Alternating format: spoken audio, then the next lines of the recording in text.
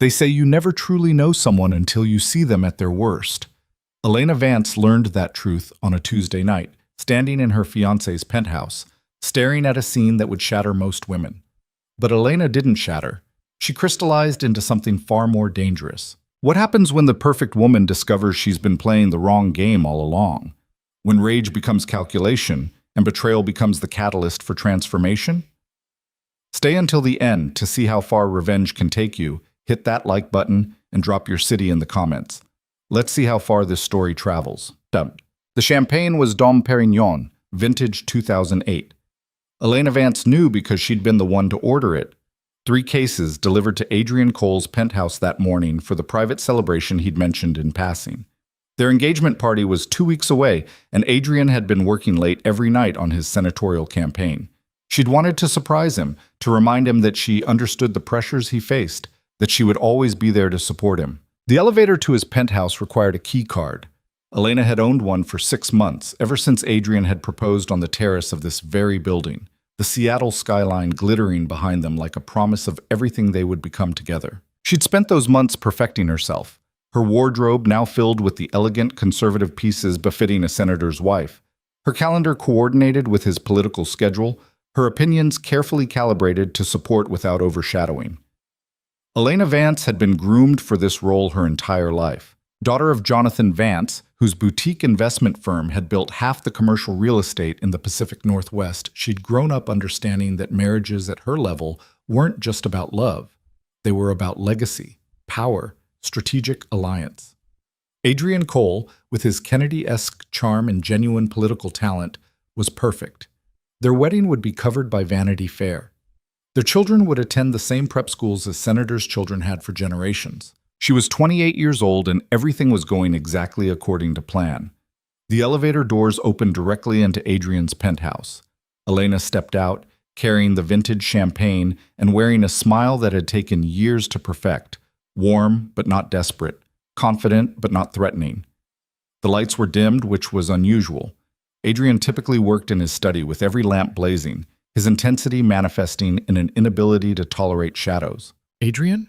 Her voice carried through the foyer. "I brought champagne. I thought we could—" She stopped. The sound reached her first, low, rhythmic, unmistakable. For a moment, her brain refused to process it, cataloging instead irrelevant details. The champagne bottle was cold against her palm. Her new Louboutins were pinching her left foot. The abstract painting in the hallway was slightly crooked. Then her body moved before her mind could catch up, carrying her forward through the living room toward his bedroom. The door was ajar. The sounds grew clearer, accompanied now by voices she recognized. Elena had always prided herself on her composure.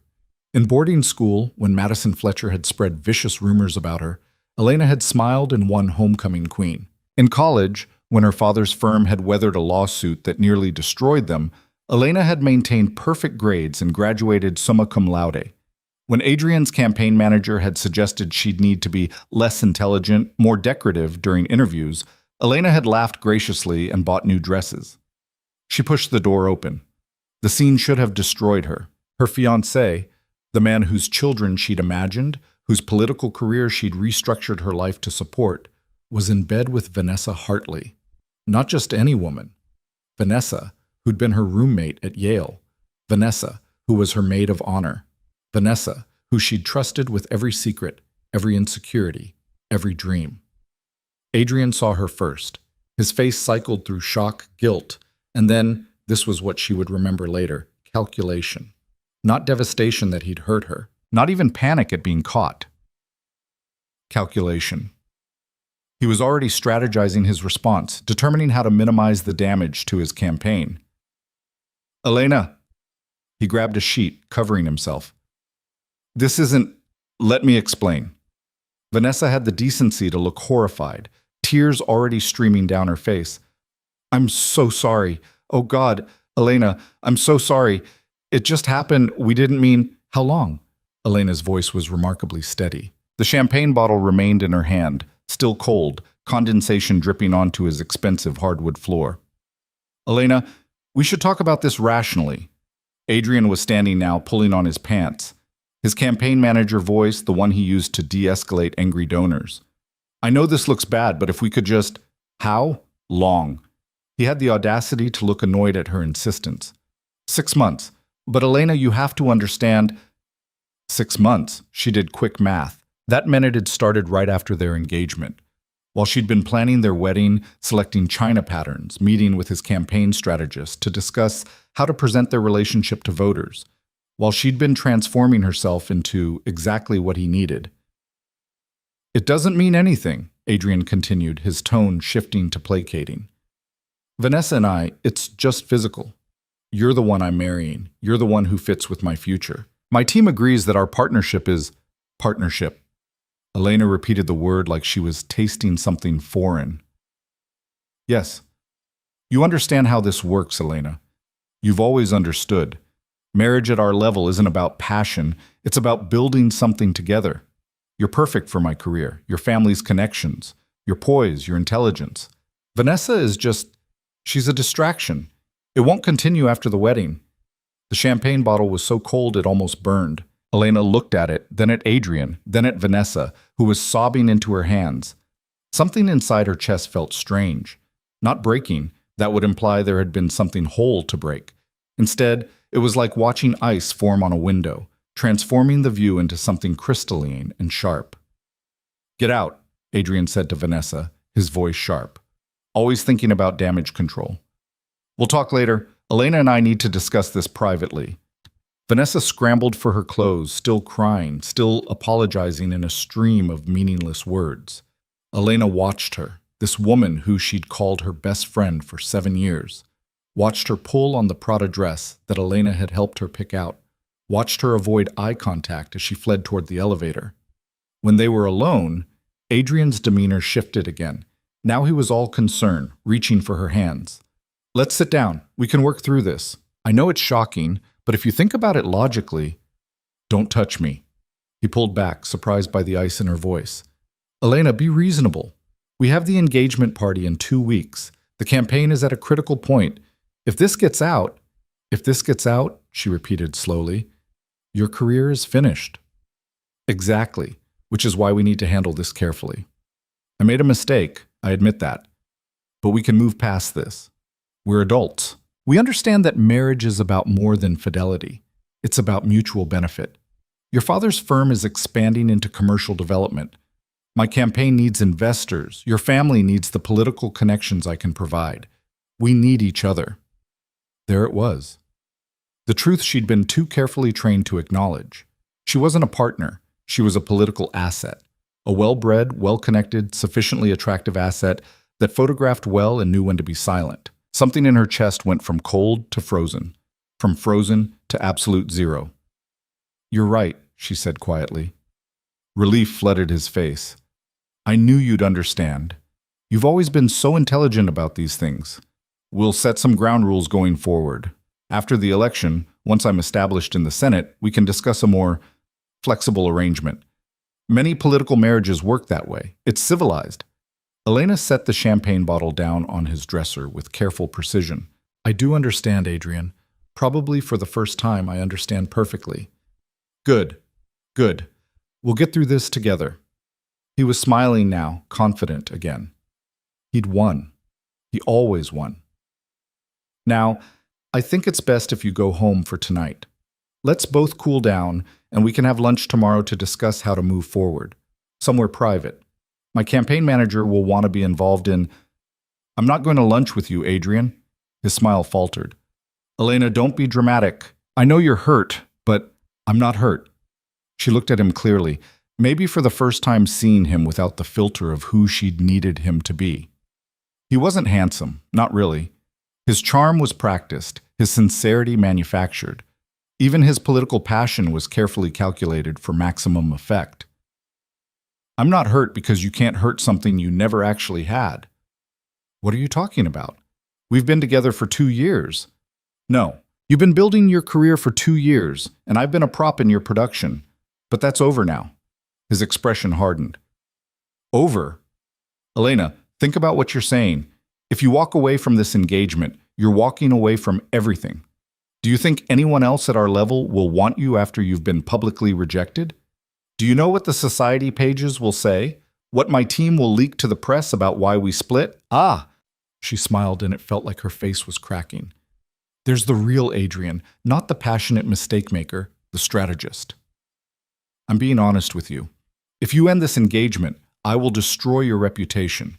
You'll be the unstable woman who couldn't handle the pressure of political life, the social climber who wasn't good enough for the inner circle. Your family's firm is already on shaky ground after that lawsuit last year. Do you think they can survive losing the connections my campaign provides?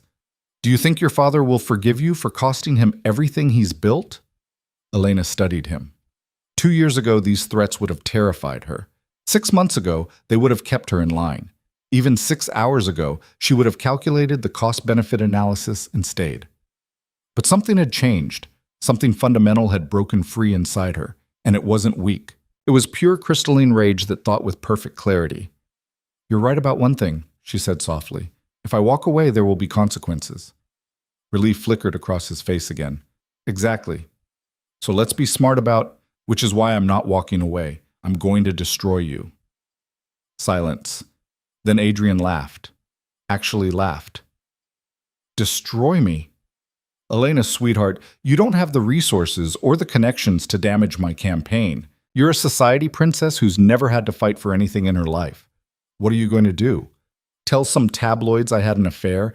I'll deny it, Vanessa will deny it, and you'll look like a jilted woman making up stories. My team has already prepared responses for potential scandals like this.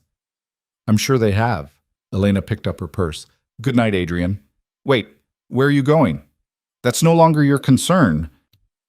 She could feel his confusion as she walked toward the elevator. He'd expected tears, or submission, or at least a proper fight. The calculation, the calm destruction of his threats, it had thrown him off balance. Elena! He followed her, still shirtless, his political armor cracking. You can't just leave. We need to resolve this tonight. My campaign. The elevator doors opened. She stepped inside and turned to face him. For just a moment, she let him see it. The absolute zero rage that had replaced everything she used to be. Your campaign, she said quietly, is going to learn what it means to make an enemy of someone who has nothing left to lose. The doors closed on his shocked face. Elena drove. Not home to her Belltown apartment with its carefully curated furniture and its walls covered in photographs of her and Adrien at campaign events. Not to her parents' waterfront estate in Madison Park, where her mother would already be planning damage control and her father would be calculating financial implications.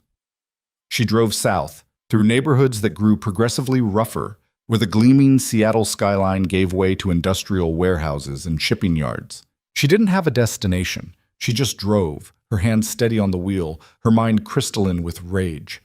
At a red light, she caught her reflection in the rearview mirror. The woman looking back at her was a stranger. Perfect makeup, perfect hair, perfect diamond studs that Adrien had given her for their first anniversary. A perfectly constructed shell containing absolutely nothing real. The light turned green.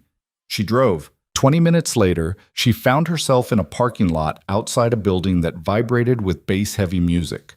The sign read Inferno, a club she'd never been to, in a neighborhood she'd been trained to avoid. The kind of place where dangerous people did dangerous things far from the sanitized world she'd inhabited. Elena parked her Mercedes between a motorcycle and a truck with tinted windows. Through her windshield, she could see the entrance, red neon, a line of people in leather and ink, a bouncer the size of a professional linebacker. What was she doing here? She didn't know. But the rage that had replaced her carefully controlled life was pulling her forward, whispering that the polished world of political ambitions and strategic marriages was a lie. If she wanted real power, the kind that didn't require permission or prettiness or playing by rules designed to keep her decorative and docile, she needed to step into a different game entirely. Elena got out of the car. The line parted for her automatically, her designer dress and expensive shoes incongruous enough to command attention. The bouncer looked her up and down, his expression unreadable. "Private club," he said. "Members only." "I'd like to speak to whoever's in charge." He laughed. "Lady, you lost?" "No." She met his eyes without flinching. "I'm exactly where I need to be." Something in her voice must have registered because his amusement faded. He pulled out a phone, spoke quietly into it, then looked at her again with new assessment. "Wait here." 5 minutes passed. The bass from inside made her teeth vibrate. People in line stared at her, some curious, some hostile, all aware she didn't belong. Elena didn't move, didn't fidget, just stood with the same perfect posture she'd been taught at cotillion, her rage cold and patient. The bouncer's phone rang. He listened, his eyebrows rising slightly, then stepped aside. "Second floor, office at the end of the hall. Don't touch anything. Don't talk to anyone." Elena walked inside. The club was exactly what she'd expected. Dark, crowded, dangerous. The kind of place where money changed hands under tables and nobody asked questions. She ignored the stairs as she climbed the stairs, her heels clicking against metal steps. The hallway on the second floor was quieter, lined with doors that likely led to private rooms for activities she didn't want to imagine. At the end, light spilled from an open office. She walked toward it. The office was surprisingly sophisticated. Leather furniture, expensive artwork, a wall of monitors showing security feeds from throughout the club. And behind a massive desk sat a man who made her breath catch. He was maybe 35, dressed in a black suit that had clearly been custom-tailored to accommodate broad shoulders and a powerful frame. Dark hair, darker eyes, and a face that was too hard to be handsome, but compelling in a way that made handsomeness irrelevant. He radiated control, the kind that didn't need to be announced or enforced because it was simply absolute. When he looked up from the papers he'd been reviewing, his gaze locked onto her with an intensity that should have been terrifying. Elena felt nothing but relief. Here, finally, was something real. "Ms. Vance?" His voice was deep, touched with an accent she couldn't place. "I've been expecting someone like you for a while, though I admit I didn't expect you tonight. You know who I am." "Everyone knows who you are.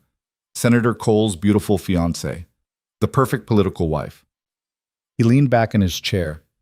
"Though I'm guessing something's changed since the engagement photos." "How did you—" "You're in my club, wearing a dress that costs more than most people's cars, looking at me like you want to burn the world down. It doesn't take a genius to know you're either running from something or planning to destroy it." He smiled, and it was sharp enough to cut. "I'm Dominic Moretti, and I think we might be able to help each other."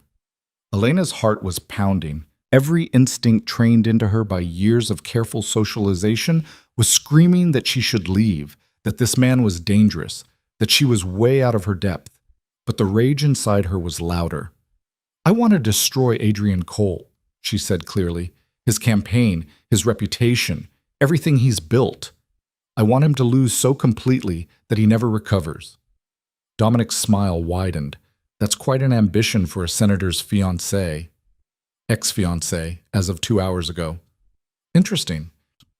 He stood, and she realized he was tall, easily 6'3", with a presence that filled the room. He walked to a bar cart and poured 2 glasses of something amber. "Tell me why I should help you commit political assassination when Senator Cole's campaigns have been very useful to certain business interests in this city." "Because I know things," Elena said. "I know where the money comes from. I know which donors expect which favors. I know about the offshore accounts and the backroom deals and exactly how his campaign has been skirting election law for the past 18 months. That's good leverage, but it's not enough to interest me." "What would be enough?" Dominic handed her a glass and studied her face with an intensity that felt like being dissected. "What are you willing to trade for your revenge, Miss Vance? Because everything has a price, and I don't do favors for strangers, no matter how beautiful or angry they are." Elena took a sip of the whiskey. It burned going down, but the burn felt cleansing. "What do you want?" Adrien Cole has been very careful about which criminal elements he associates with. He's taken money from the Russians, the Italians, even some of the Mexican cartels. But he's kept his distance from my organization, despite multiple attempts at contact. That's left me at a disadvantage in certain negotiations. You want access to him. I want information, names, accounts, connections, everything you know about his network. In exchange, I'll give you the tools to destroy him." "That's all?" Elena had expected something darker, more visceral. Dominic's smile turned almost gentle. "Ms. Vance, information is power. Everything else, violence, threats, drama, that's just theater. If you really want to destroy someone, you dismantle them piece by piece until they have nothing left to stand on. You'll teach me how? I'll provide the resources, the destruction that you'll do yourself. I don't create monsters, Ms. Vance. I just help them bloom. Elena looked into her glass, seeing her warped reflection in the amber liquid. 24 hours ago, she'd been planning seating charts for an engagement party. Now she was standing in a crime boss's office, negotiating terms for revenge. She should be terrified, should be running back to her safe, sanitized world. Instead, she felt alive for the first time in years. I'll need access to his files, she said. Everything I gave you, I'll need copies, evidence. Done. And protection. When this starts, he'll retaliate. His campaign manager has connections to some very unpleasant people. You'll be untouchable. Then we have a deal. Elena extended her hand. Dominic took it, his grip firm and warm. One more thing, Ms. Vance. What? Once you start down this path, you can't go back. Your old life, the society parties, the political connections, the carefully constructed reputation, all of that dies the moment you choose this. Are you prepared for that? Elena thought of Adrien's face when he'd calculated how to use her. Thought of Vanessa's tears that meant nothing. Thought of a lifetime spent being perfect and polished and ultimately powerless. My old life died the moment I walked into that bedroom, she said quietly. This is just me burying the body. Dominic laughed, a real laugh, rich with genuine amusement. I think I'm going to enjoy working with you, Ms. Vance. Elena, she corrected. If we're going to destroy my ex-fiancé together, you should probably use my first name. Elena, then. He raised his glass. To revenge. She clinked her glass against his. To revolution. They drank, and somewhere in the club below, the music shifted to something darker, something that sounded like a promise and a threat wrapped together. Elena Vance had entered the building, but the woman who would walk out was someone else entirely, someone dangerous, someone free, someone who was done playing by rules that had been designed to keep her small. The game had changed, and she was going to win. The whiskey burned less with the second glass. Elena sat across from Dominic Moretti in his office while the club pulsed beneath them and felt the last fragments of her old self dissolving like sugar in acid. Tell me about Adrien's financial structure, Dominic said, refilling her glass. Start with the campaign accounts. Elena didn't hesitate. The information poured out of her with surgical precision. Account numbers she'd memorized while reviewing wedding expenses that Adrien had insisted come from campaign funds. Donor names she'd smiled at during fundraising dinners while mentally cataloging their questionable business practices. Offshore transfers she'd noticed in documents left carelessly on his desk. She'd been trained her entire life to be observant, to remember details, to be the perfect hostess who never forgot a name or a preference. Adrien had thought those skills made her useful. He hadn't realized they made her dangerous. Dominic listened without interrupting, occasionally making notes on a tablet. When she finished, he looked at her with something that might have been respect. You have a remarkable memory. I was taught to pay attention. My mother said a political wife's most valuable asset is knowing everything while appearing to know nothing. Your mother sounds like an interesting woman. My mother, Elena said carefully, spent 40 years perfecting the art of strategic ignorance. She knew my father had mistresses. She knew his business deals weren't always legal. She knew, and she smiled, and she played her role perfectly. She took another sip of whiskey. I will not be my mother. No, Dominic agreed. I don't think you will. He stood and walked to one of the monitors, tapping keys until financial documents filled the screen. Adrien's been careful, but not careful enough. Most of his illegal funding comes through shell corporations, 3 layers deep usually. The money originates from organizations that would destroy his campaign if publicly connected to him. The Russian Metals Company. Among others, he's also taking money from a pharmaceutical lobby that's currently under federal investigation, and a real estate consortium that I know for a fact is laundering cartel money. Dominic glanced at her. The question is how to expose it without making it look like a political hit job.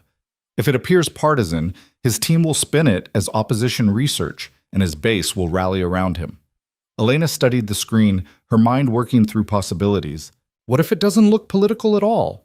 What if it looks like internal corruption? Someone from his own campaign turning on him? You're thinking of Vanessa. She's weak, emotional.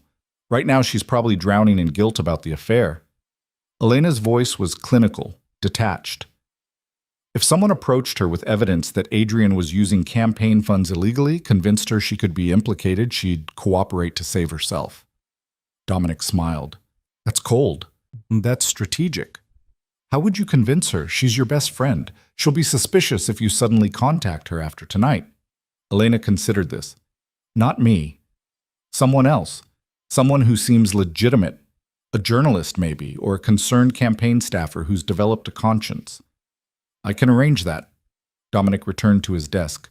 But exposure alone won't destroy him.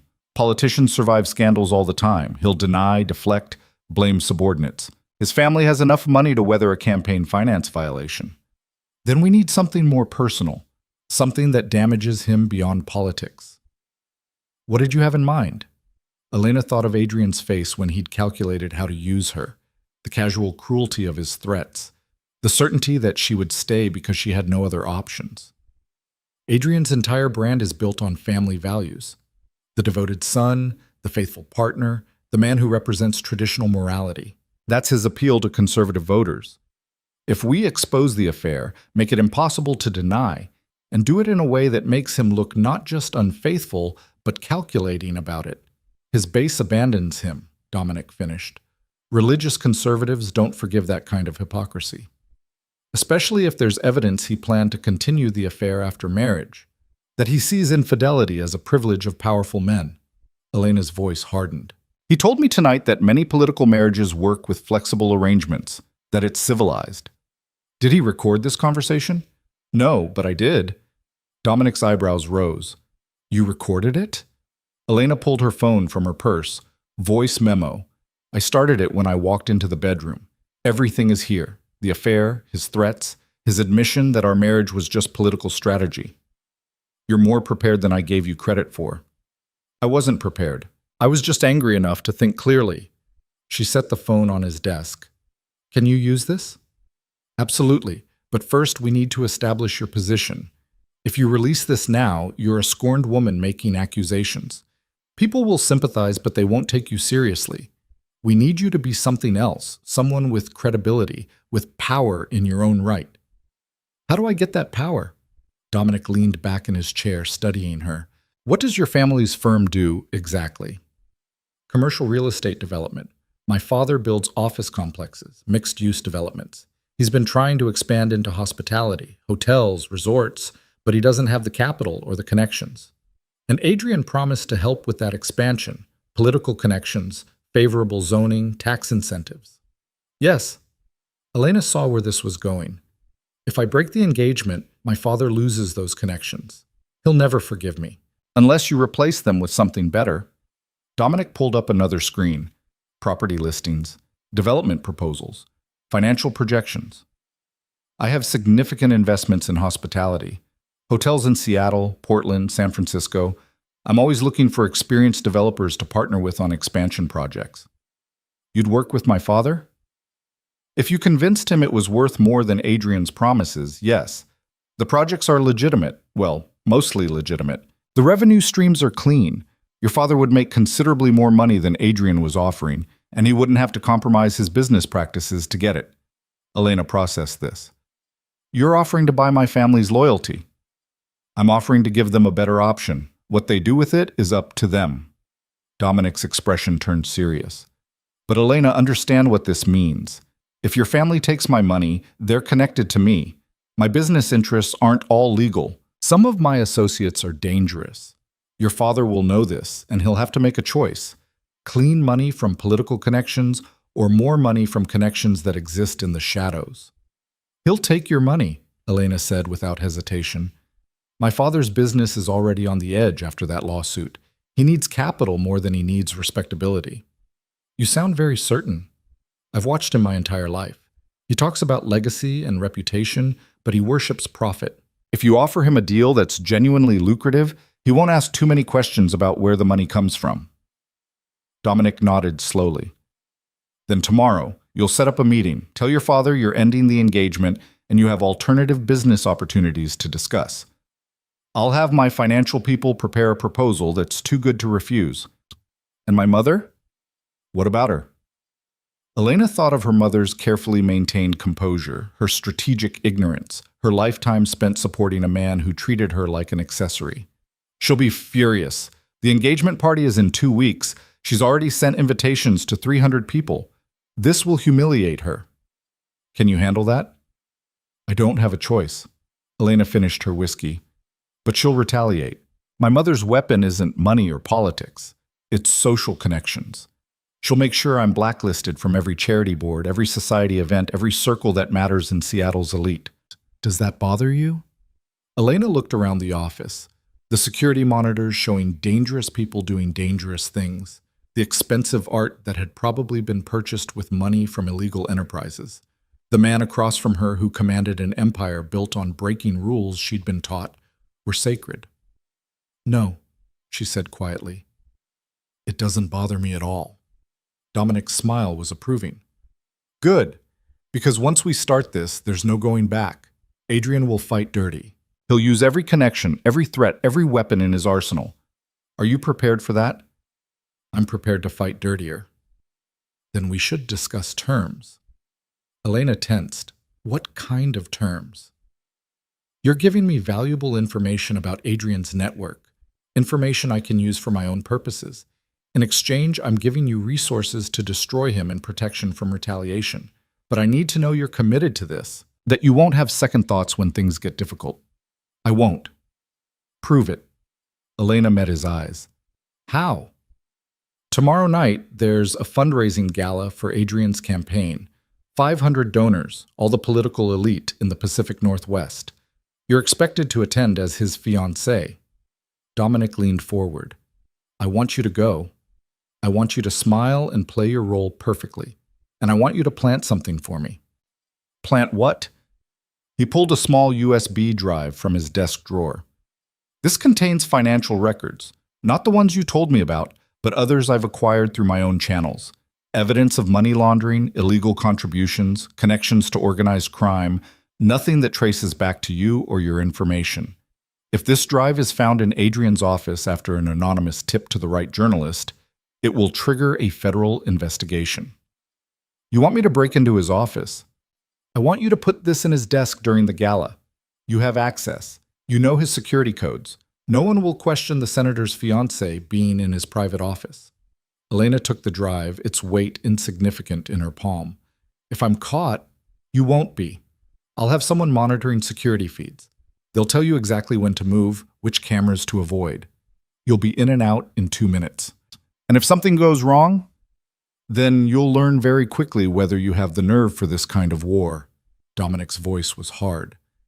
I don't work with people who can't handle risk, Elena. If you want my help destroying Adrien, you need to prove you can operate in my world. Elena looked at the USB drive. Everything she'd been taught screamed that this was insane. She was a society princess, not a spy.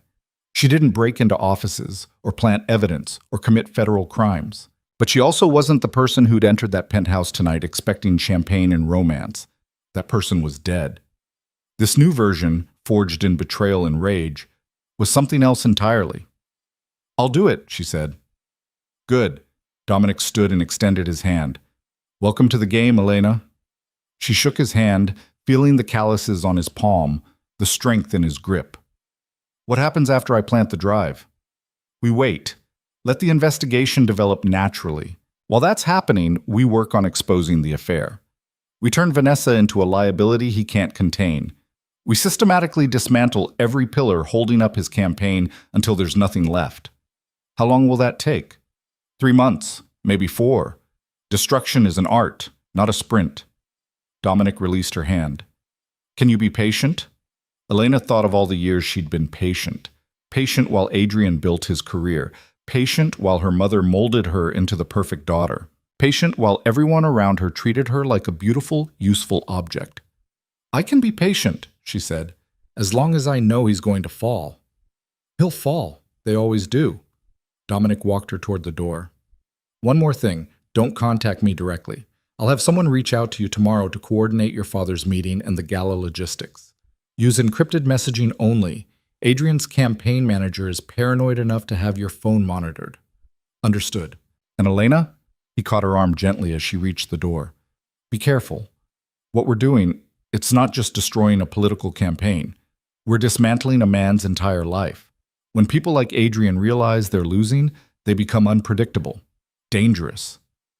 So do I, Elena said softly. Dominic laughed. Yes, I'm starting to see that.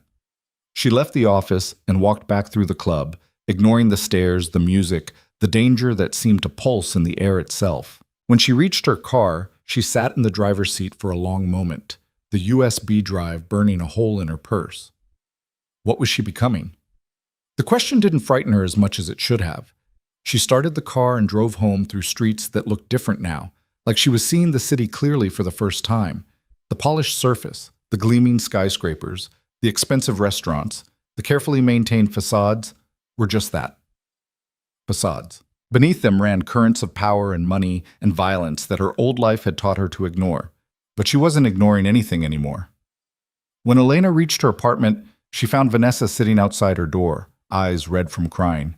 Elena, please, I need to talk to you. Every instinct screamed to slam the door in her face. But Dominic's words echoed in her mind, strategic, patient, playing the long game. Come in, Elena said quietly. Vanessa followed her inside, wringing her hands. I know you hate me. I hate myself. What I did, what we did. There's no excuse. I betrayed you in the worst possible way. Elena poured herself water, not offering Vanessa anything. How long have you been sleeping with my fiancée, Vanessa? The truth this time. 6 months. It started at your engagement party, actually. We were both drunk, and it just happened. I tried to stop. I swear I tried. But Adrien, he's so manipulative, controlling, good at making people feel like they don't have a choice. Vanessa looked surprised. Yes, exactly. He said you didn't really love him anyway, that your engagement was just political, that you understood it was a business arrangement. And you believed him? I wanted to believe him, because if I didn't, then I was just a terrible person who was hurting her best friend for no reason. Fresh tears spilled down Vanessa's face. I'm so sorry, Elena. I know it doesn't mean anything, but I'm so sorry. Elena studied her former best friend. Vanessa had always been weak, beautiful, charming, but fundamentally unable to stand up for herself. The kind of person who drifted through life letting stronger personalities make her decisions, which made her perfect for what Elena needed. Does Adrien know you're here? Elena asked. No, he told me to stay away from you, said it would complicate things. Of course he did.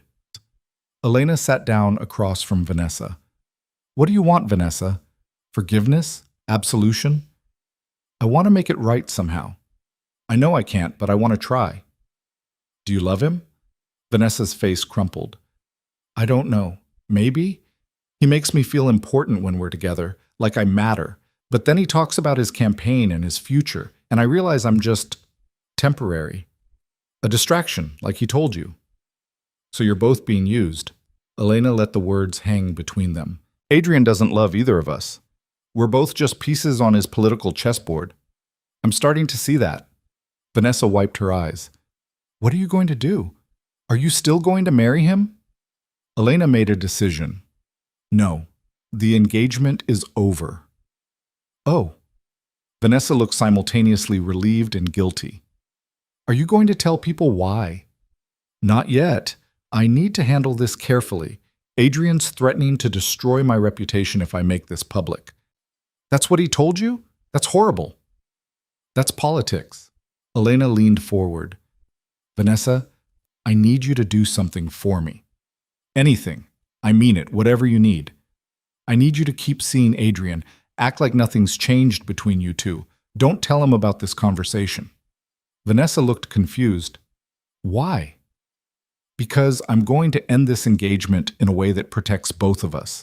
But I need time to set things up. And I need Adrien to think everything is fine. If he suspects you've talked to me, he'll cut you off and we'll both be vulnerable. I don't understand. How does me continuing the affair help you? Trust me, Elena said, injecting just enough vulnerability into her voice to make it believable. I have a plan, but I need you to play along for a little while longer. Can you do that? Vanessa hesitated, then nodded. Okay, if you think it will help. It will. And Vanessa? Elena touched her hand gently. I don't forgive you, not yet.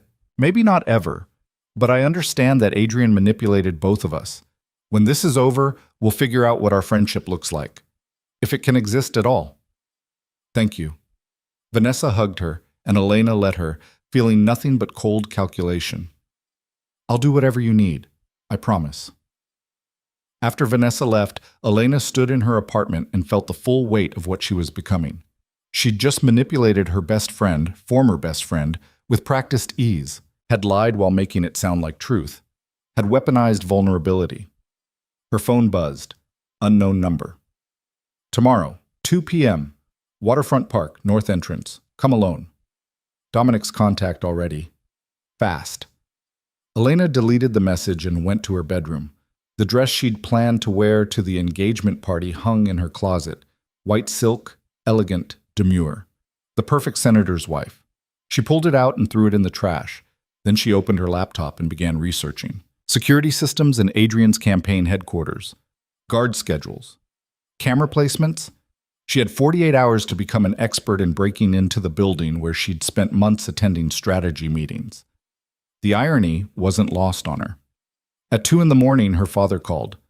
Elena, what the hell is going on? Adrien just contacted me. He says you two had a disagreement, that you're being emotional. He wants me to talk sense into you. I'm ending the engagement, Dad. Silence. Then, the hell you are. Do you have any idea how much I've invested in this connection?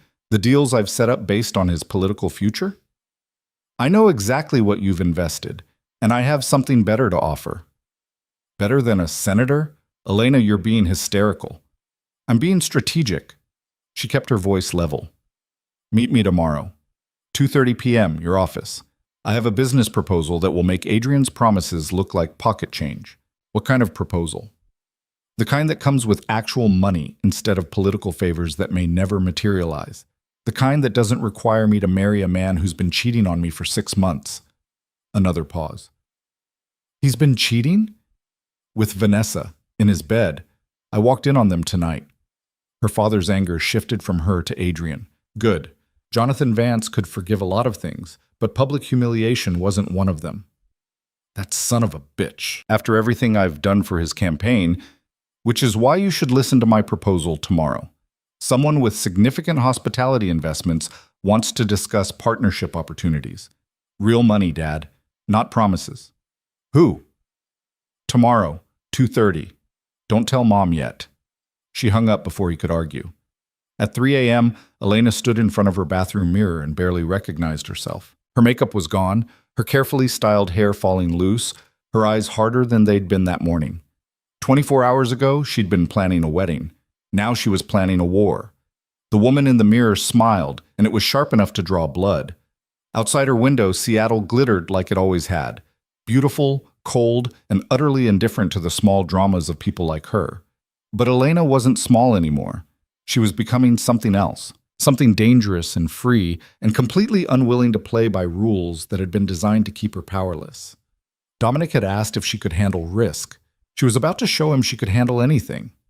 The game had begun, and Elena Vance was done being a piece on someone else's board. It was time to flip the table entirely. The morning sun cut through Elena's apartment windows like an accusation. She'd slept 2 hours, maybe 3, her mind running through scenarios and contingencies until exhaustion finally claimed her. Now, standing in her kitchen with coffee that tasted like ash, she felt the weight of what she'd set in motion. Her phone showed 17 missed calls from her mother. Elena ignored them all. At exactly 2 p.m., she arrived at Waterfront Park. The Seattle skyline stretched behind her, gleaming and indifferent. A man in his 30s approached, dressed like any other tech worker in the city. Jeans, casual jacket, forgettable. Ms. Vance, walk with me. They moved along the pier, surrounded by tourists and joggers. Anyone watching would see 2 people having a normal conversation. Tomorrow night's gala, he said without preamble. Security will be tight, but predictable. Adrien's office is on the third floor, southeast corner. You'll enter through the main hall, take the staff elevator at 9:45. Guards change shifts at 9:30, gives you a 15-minute window before the new team settles in. Cameras? 3 in the hallway leading to his office. We'll loop the feeds. You'll have 4 minutes from when you enter the corridor until someone notices the loop. Get in, plant the drive in his bottom desk drawer under the files. Get out. Elena's heart hammered against her ribs. What if someone sees me going to his office? You're his fiancée. You have legitimate reasons to be there. Getting your wrap, checking your makeup, needing a moment alone. Play it natural. He handed her a phone. Encrypted. Use this to communicate with us. Your regular phone is compromised. Adrien's campaign manager installed monitoring software 3 weeks ago.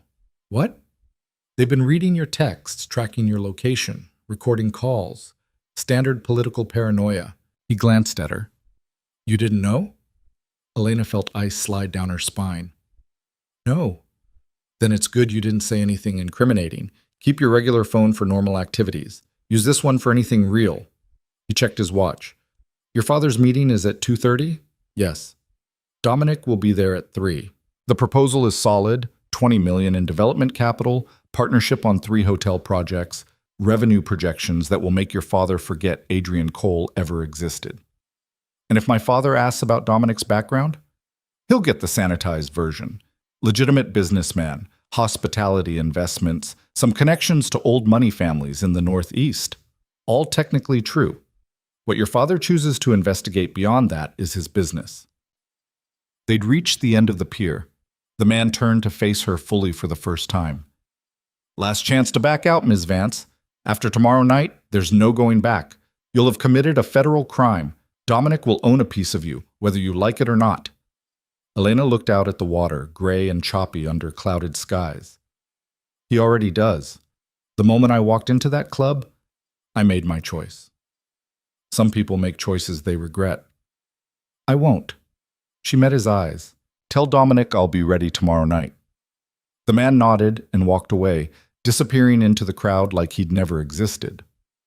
Elena stood alone on the pier, the encrypted phone heavy in her pocket, and wondered who she was becoming. Then she stopped wondering and started preparing. Her father's office occupied the top floor of a building in Pioneer Square, all glass and steel and carefully calculated success. Jonathan Vance sat behind his desk like a king on a throne, his expression thunderous. Sit down, Elena. She sat, noting the documents spread across his desk. Financial statements, loan agreements, partnership contracts. Her father was a man who lived and died by numbers. I spoke to Adrien this morning, he began. He says you're having cold feet, pre-wedding jitters. He's willing to overlook your behavior last night if you apologize, and I'm not apologizing, and I'm not marrying him. Her father's face darkened. Do you have any comprehension of what you're throwing away? The connections? The opportunities to watch my husband cheat on me while I smile for cameras? The connections that require me to be decorative and silent? Elena leaned forward. Dad, Adrien has been sleeping with Vanessa for 6 months. I have proof. He admitted it to my face and told me it would continue after our wedding because that's how political marriages work. Jonathan Vance's hands tightened on his desk. That bastard.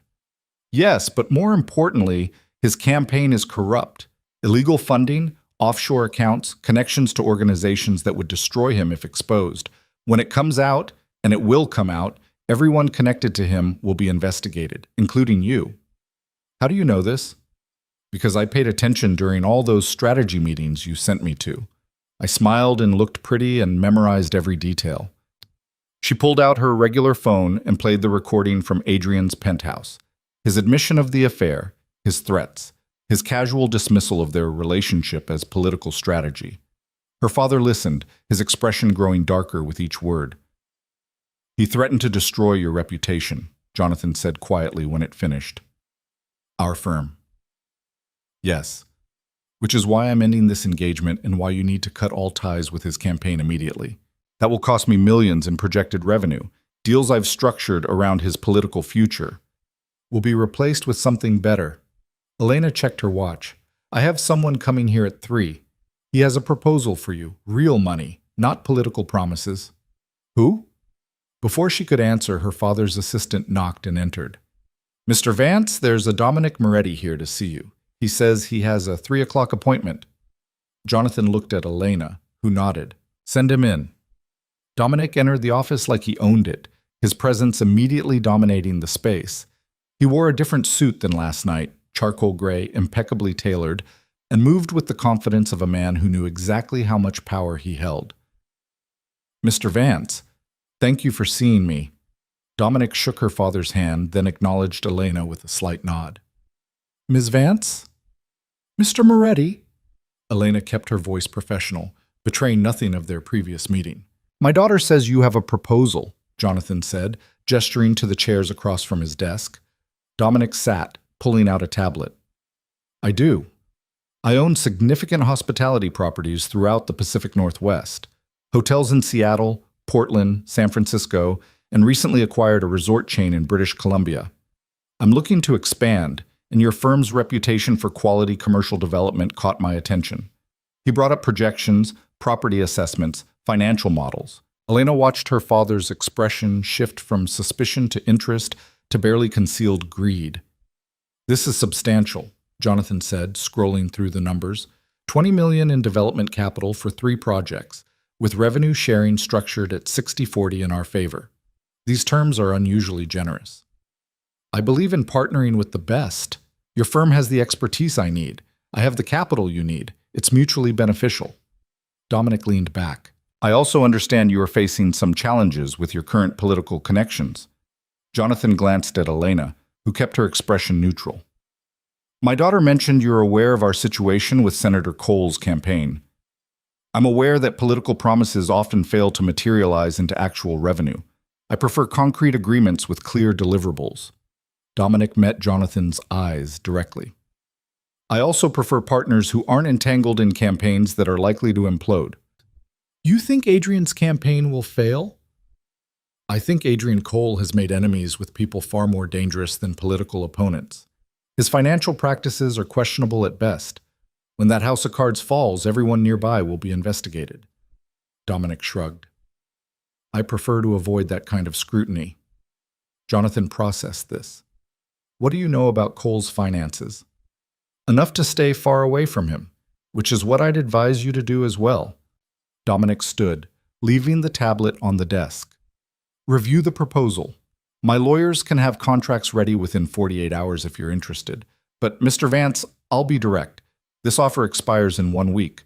After that, I'll find other partners." "That's not much time for due diligence." "I don't need much time. Either you want the opportunity or you don't." Dominic moved toward the door, then paused. "One more thing. I've heard rumors that Cole is planning to retaliate against your daughter for ending their engagement. If that happens, if he attempts to damage her reputation or your firm, he'll discover that some people don't respond well to threats." It was a clear warning, delivered with casual menace. Jonathan Vance was many things, but stupid wasn't one of them. He understood exactly what Dominic was offering, protection along with profit. "I appreciate the information," Jonathan said carefully. "And the proposal. I'll review it tonight." "Excellent. Elena, would you walk me out?" In the elevator, Dominic spoke quietly. "Your father will take the deal. Men like him always choose money over morality.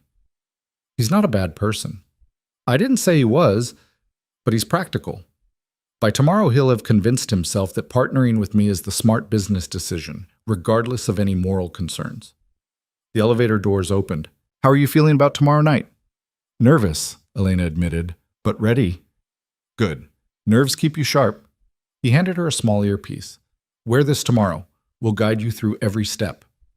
"What if something goes wrong?" "Then you improvise. You're smart enough." Dominic studied her face. "You're also strong enough. Don't doubt that." He left her standing in the lobby, her heart racing, the earpiece burning against her palm. That night, Elena's mother finally cornered her. Catherine Vance appeared at her apartment door at 7 p.m., perfectly coiffed and radiating controlled fury. "Explain yourself." Elena led her mother inside, knowing this confrontation was inevitable. Catherine swept through the apartment like a storm, her gaze cataloging everything. The trash bag containing the white engagement party dress, The absence of wedding magazines that had been stacked on the coffee table, the closed laptop that held all of Elena's research on breaking and entering. Adrien called me. He says you're being irrational, that you've gotten some misguided idea that he's been unfaithful. Catherine turned to face her daughter. I told him you were simply stressed from wedding planning, that I would talk sense into you. He's been sleeping with Vanessa for 6 months, Mom. Catherine's expression didn't change. And? The casual dismissal hit Elena like a physical blow. And? That's all you have to say? Darling, you cannot be this naive. Men like Adrien, men with power and ambition, they have certain needs. As long as he's discreet, as long as he doesn't embarrass you publicly, what difference does it make? It makes every difference. No, it doesn't. Catherine sat down, smoothing her skirt with practiced precision. Your role is to be his wife, to support his career, to provide stability and respectability. Love is a pleasant fiction, we tell ourselves, but marriage at our level is about so much more. You're saying I should marry him knowing he'll cheat. I'm saying you should marry him knowing that fidelity is less important than the life you'll build together. The influence, the prestige, the legacy. Catherine's voice softened. Elena, I know you think I've been weak, staying with your father despite his indiscretions, but I chose my life with full knowledge of what it would entail. I chose power over passion, security over romance, and I've never regretted it. I would regret it every single day. Then you're more foolish than I thought. Catherine stood. If you end this engagement, you will be ruined. No one at our level will want you. You'll be seen as unstable, unable to handle the pressures of political life. Your father's business will suffer. Your reputation will never recover. I don't care. You should, because the alternative to marrying Adrien is what, exactly? Becoming a spinster? Working some meaningless job? Living an ordinary life with ordinary people? Catherine's contempt was palpable. You were raised for greatness, Elena. Don't throw it away because of some childish notion of romantic love. Elena looked at her mother, this woman who had perfected the art of strategic suffering, who had sacrificed her dignity for decades in exchange for a lifestyle she valued more than herself. I'm not throwing away greatness, Mom. I'm just redefining what that means. Catherine's laugh was bitter. You have no idea what you're doing. You think you can just walk away from Adrien and find something better? You're 28 years old, Elena. Your best years for catching an appropriate husband are behind you.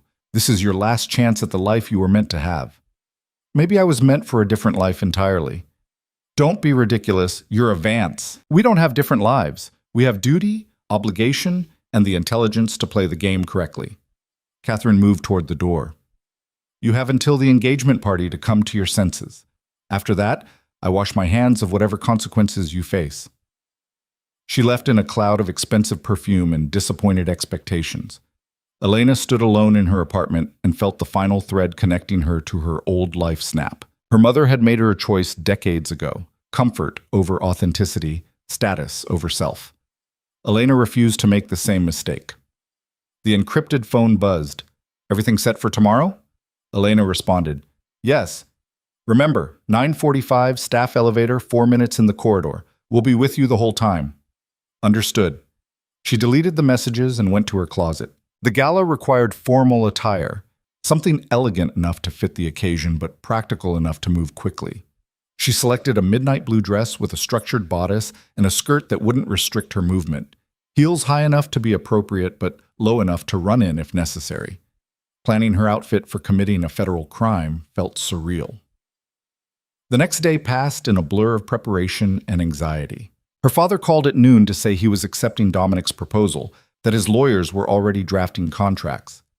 Elena felt a grim satisfaction. At least her family wouldn't suffer financially when everything fell apart. At 6 p.m., she began getting ready for the gala. Her hands were steady as she applied makeup, styled her hair, fastened her jewelry. She looked like the Elena Vance everyone expected, poised, elegant, perfectly controlled. But the woman in the mirror had a USB drive in her clutch and an earpiece hidden in her hair, and her heart beat with purpose instead of decoration. The gala was being held at the Fairmont Olympic Hotel, a showcase of Seattle's elite gathering to throw money at Adrien's Senate campaign. Elena arrived at 7:30, alone, Her absence of an escort immediately noted by the society reporters clustered near the entrance. "Ms. Vance, where's Senator Cole?" "He's networking inside. You know how these events are, never a moment to rest." She smiled graciously and moved past them. The ballroom was exactly as ostentatious as she'd expected. Crystal chandeliers, champagne towers, 500 people dressed in their finest, all pretending their donations were about civic duty rather than buying influence. Adrien found her within minutes, his expression tight with barely controlled anger. "Where the hell have you been? You didn't return any of my calls." "I've been busy." He gripped her elbow, his fingers digging in hard enough to bruise. "We need to talk, privately." "Not here, Adrien. We're in public." "I don't give a damn. You've been—" He stopped, his campaign smile snapping into place as a donor approached. "Senator Harrison, thank you so much for coming. Elena, you remember Senator Harrison?" She played her role perfectly, smiling and charming and utterly appropriate. But when Harrison moved on, Adrien's mask dropped again. "My office, 10 minutes. "Fine." He stalked away, and Elena checked her watch. 9:30. 15 minutes until the guard shift change. She moved through the crowd, accepting champagne she didn't drink, making small talk with people whose names she'd forget by morning. At 9:40, she slipped away from a conversation about tax policy and headed for the staff elevator. The hotel hallways were quieter here, designed for service workers rather than guests. She pressed the button for the third floor. The earpiece crackled to life. "We see you. Elevator cameras are looped. When you reach the third floor, turn left, third door on the right leads to the campaign offices." Elena's heart hammered. "Understood." The elevator climbed. Each floor felt like an eternity. When the doors finally opened, she stepped out into a carpeted hallway lined with photographs of Adrien at various campaign events. His smile beamed down at her from a dozen frames, each one a reminder of the lies she'd been living. Left, then straight. "You have 4 minutes starting now." She moved quickly but didn't run. Running would look suspicious if anyone saw her. The hallway was empty, silent except for her heels against carpet. 3 doors down, she used her keycard, the one Adrien had given her months ago for emergencies, and entered the campaign office. Adrien's personal office was at the back, his name on a frosted glass door. She tried the handle. Locked. "Use the code. 4729. How did they know his code? Elena didn't question it, just punched in the numbers. The lock clicked. She was inside. His office was aggressively masculine, dark wood, leather chairs, photographs of Adrien with political luminaries. His desk was massive, covered with files and papers, and the careful construction of a man who needed everyone to see how important he was. Bottom drawer left side under the financial files. Elena pulled out the USB drive and opened the drawer. Files exactly as predicted. She slid the drive underneath them, positioning it where it would be found, but not obviously planted. "Done. Get out. You have 90 seconds before the loop ends." She closed the drawer, locked the office, and walked back toward the elevator. Her legs felt like water. Her hands shook. Any moment she expected someone to grab her, to demand what she'd been doing, but the hallway remained empty. "Elevator arriving. Good work." The doors opened and Elena stepped inside, her heart still racing. When she reached the first floor and emerged back into the hotel's public spaces, she allowed herself one long breath. She'd done it. "Miss Vance?" Elena turned to find Adrien's campaign manager, Richard Sterling, watching her with narrow eyes. He was a weasel of a man, perpetually suspicious, exactly the kind of person who installed monitoring software on phones. "Mr. Sterling, enjoying the gala?" "Where were you just now?" "Ladies' room. Why? You were gone for 15 minutes. "Are you timing my bathroom breaks, Richard? That seems excessive even for you." She smiled coldly. "Now, if you'll excuse me, I should find Adrien. He wanted to speak with me." She brushed past Sterling and returned to the ballroom, where Adrien was holding court with a group of donors. When he saw her, he excused himself and pulled her aside. "We need to end this tantrum, Elena. Whatever you think I did, you slept with my best friend for 6 months. That's not something I think you did. That's something you admitted to doing." "I explained that. It was a mistake. One I'm willing to put behind us if you'll just—" "I'm ending our engagement, Adrien. Publicly. Tomorrow." His face went white, then red. "You wouldn't dare. Watch me. If you do this, I will destroy you. Your reputation, your family, everything you care about. I will make sure you never work, never marry, never have a moment of peace for the rest of your life." Elena looked at him. This man she'd almost married, this man who had never seen her as anything but a useful accessory, and felt nothing but contempt. "Threaten me all you want. I'm done being afraid of you." She walked away, leaving him standing alone, and felt power surge through her veins. She'd planted evidence that would trigger a federal investigation. She'd secured her family's financial future. She'd taken the first real step toward destroying the man who'd treated her like property. And it felt glorious. The rest of the gala passed in a haze. Elena smiled, networked, played her role one last time. At 11, she claimed a headache and left, ignoring Adrien's attempts to stop her. In her car, the encrypted phone buzzed. "Perfect execution. The drive is in place. We'll make sure it's discovered within the week." Elena drove home through Seattle's streets that seemed to sparkle with possibility. When she reached her apartment, she found a package waiting. No return address, just her name. Inside was a burner phone and a note in Dominic's handwriting. "Well done. The game is just beginning." She burned the note and kept the phone. That night, Elena slept deeply for the first time in months. When she woke, sunlight streamed through her windows, and she felt lighter than she had in years. Her regular phone showed 37 missed calls from Adrien, 23 from her mother, and 12 from Richard Sterling. She ignored them all. Instead, she composed a single text message to Adrien from her regular phone, the one she knew he was monitoring. "The engagement is over. Don't contact me again." Then she posted a simple statement to her social media. "After careful consideration, Adrien Cole and I have decided to end our engagement. I wish him well in his future endeavors." The post went live at 9 a.m. on a Saturday morning. By 9:15, her phone was exploding with calls, texts, messages from reporters, society columnists, political insiders. By 9:30, Adrien's campaign had released a statement calling her unstable and claiming the decision was mutual. By 10 a.m., an anonymous source had sent a tip to the Seattle Times about financial irregularities in Adrien Cole's campaign, suggesting they look into a USB drive that might be found in his office. Elena watched it all unfold from her apartment, feeling like a conductor watching her orchestra perform a symphony of destruction. The war had begun, and she was winning. The first week after the engagement announcement exploded like a grenade in Seattle's social circles. Elena watched from her apartment as the carefully constructed life she'd abandoned burned to ash, and felt nothing but cold satisfaction. Adrien's campaign went into damage control immediately. His team released statements painting Elena as emotionally unstable, unable to handle the pressures of political life, a society princess who'd gotten cold feet when faced with real responsibility. The narrative was predictable, calculated to make her look weak while positioning Adrien as the victim of a woman's irrationality. But Elena had been preparing for this. On Monday morning, she released the recording. Not the entire conversation from that night in Adrien's penthouse, just carefully selected portions. His admission of the affair, his casual dismissal of their relationship as political strategy, his threat to destroy her reputation if she didn't comply. She gave it to 3 journalists simultaneously, all of whom had been waiting for exactly this kind of ammunition. By noon, the story had shifted. Adrien Cole wasn't the victim of a hysterical woman. He was an unfaithful politician who'd tried to manipulate his fiancée into accepting his infidelity for the sake of his campaign. Religious conservatives, his core base, turned on him like wolves. Elena's mother called 17 times that day. She didn't answer. Her father called once, his voice tight with a mixture of anger and grudging respect. "You're playing a dangerous game, Elena.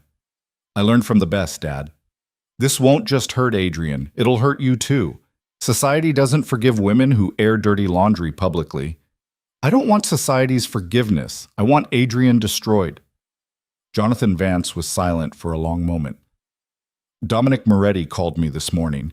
He's accelerating our contract timeline. We're signing papers tomorrow." "Good. Elena, what exactly is your relationship with Moretti?" "He's a business partner, nothing more." "Bullshit.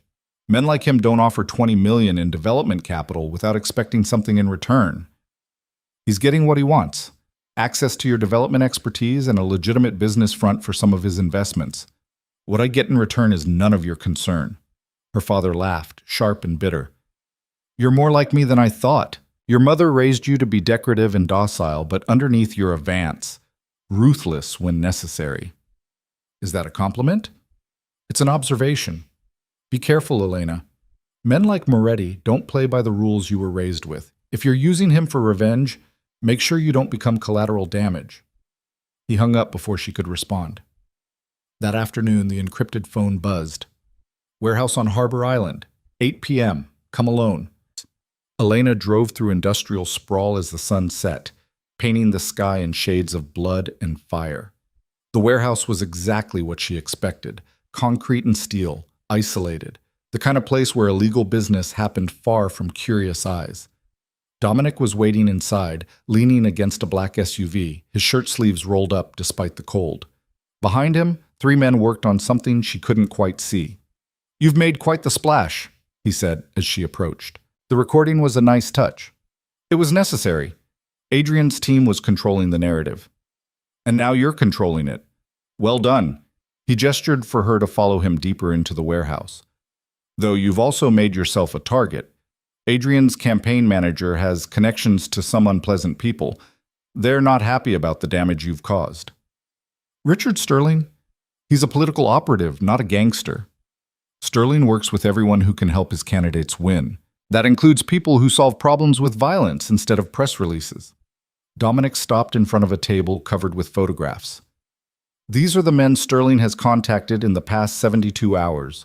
Recognize any of them?" Elena studied the surveillance photos. Hard faces, prison tattoos, the unmistakable aura of violence. "No." "Good. That means they haven't approached you yet." Dominic pulled out one particular photograph. "This is Marcus Webb, former Special Forces, now freelance security contractor. Translation: he hurts people for money. Sterling hired him 2 days ago."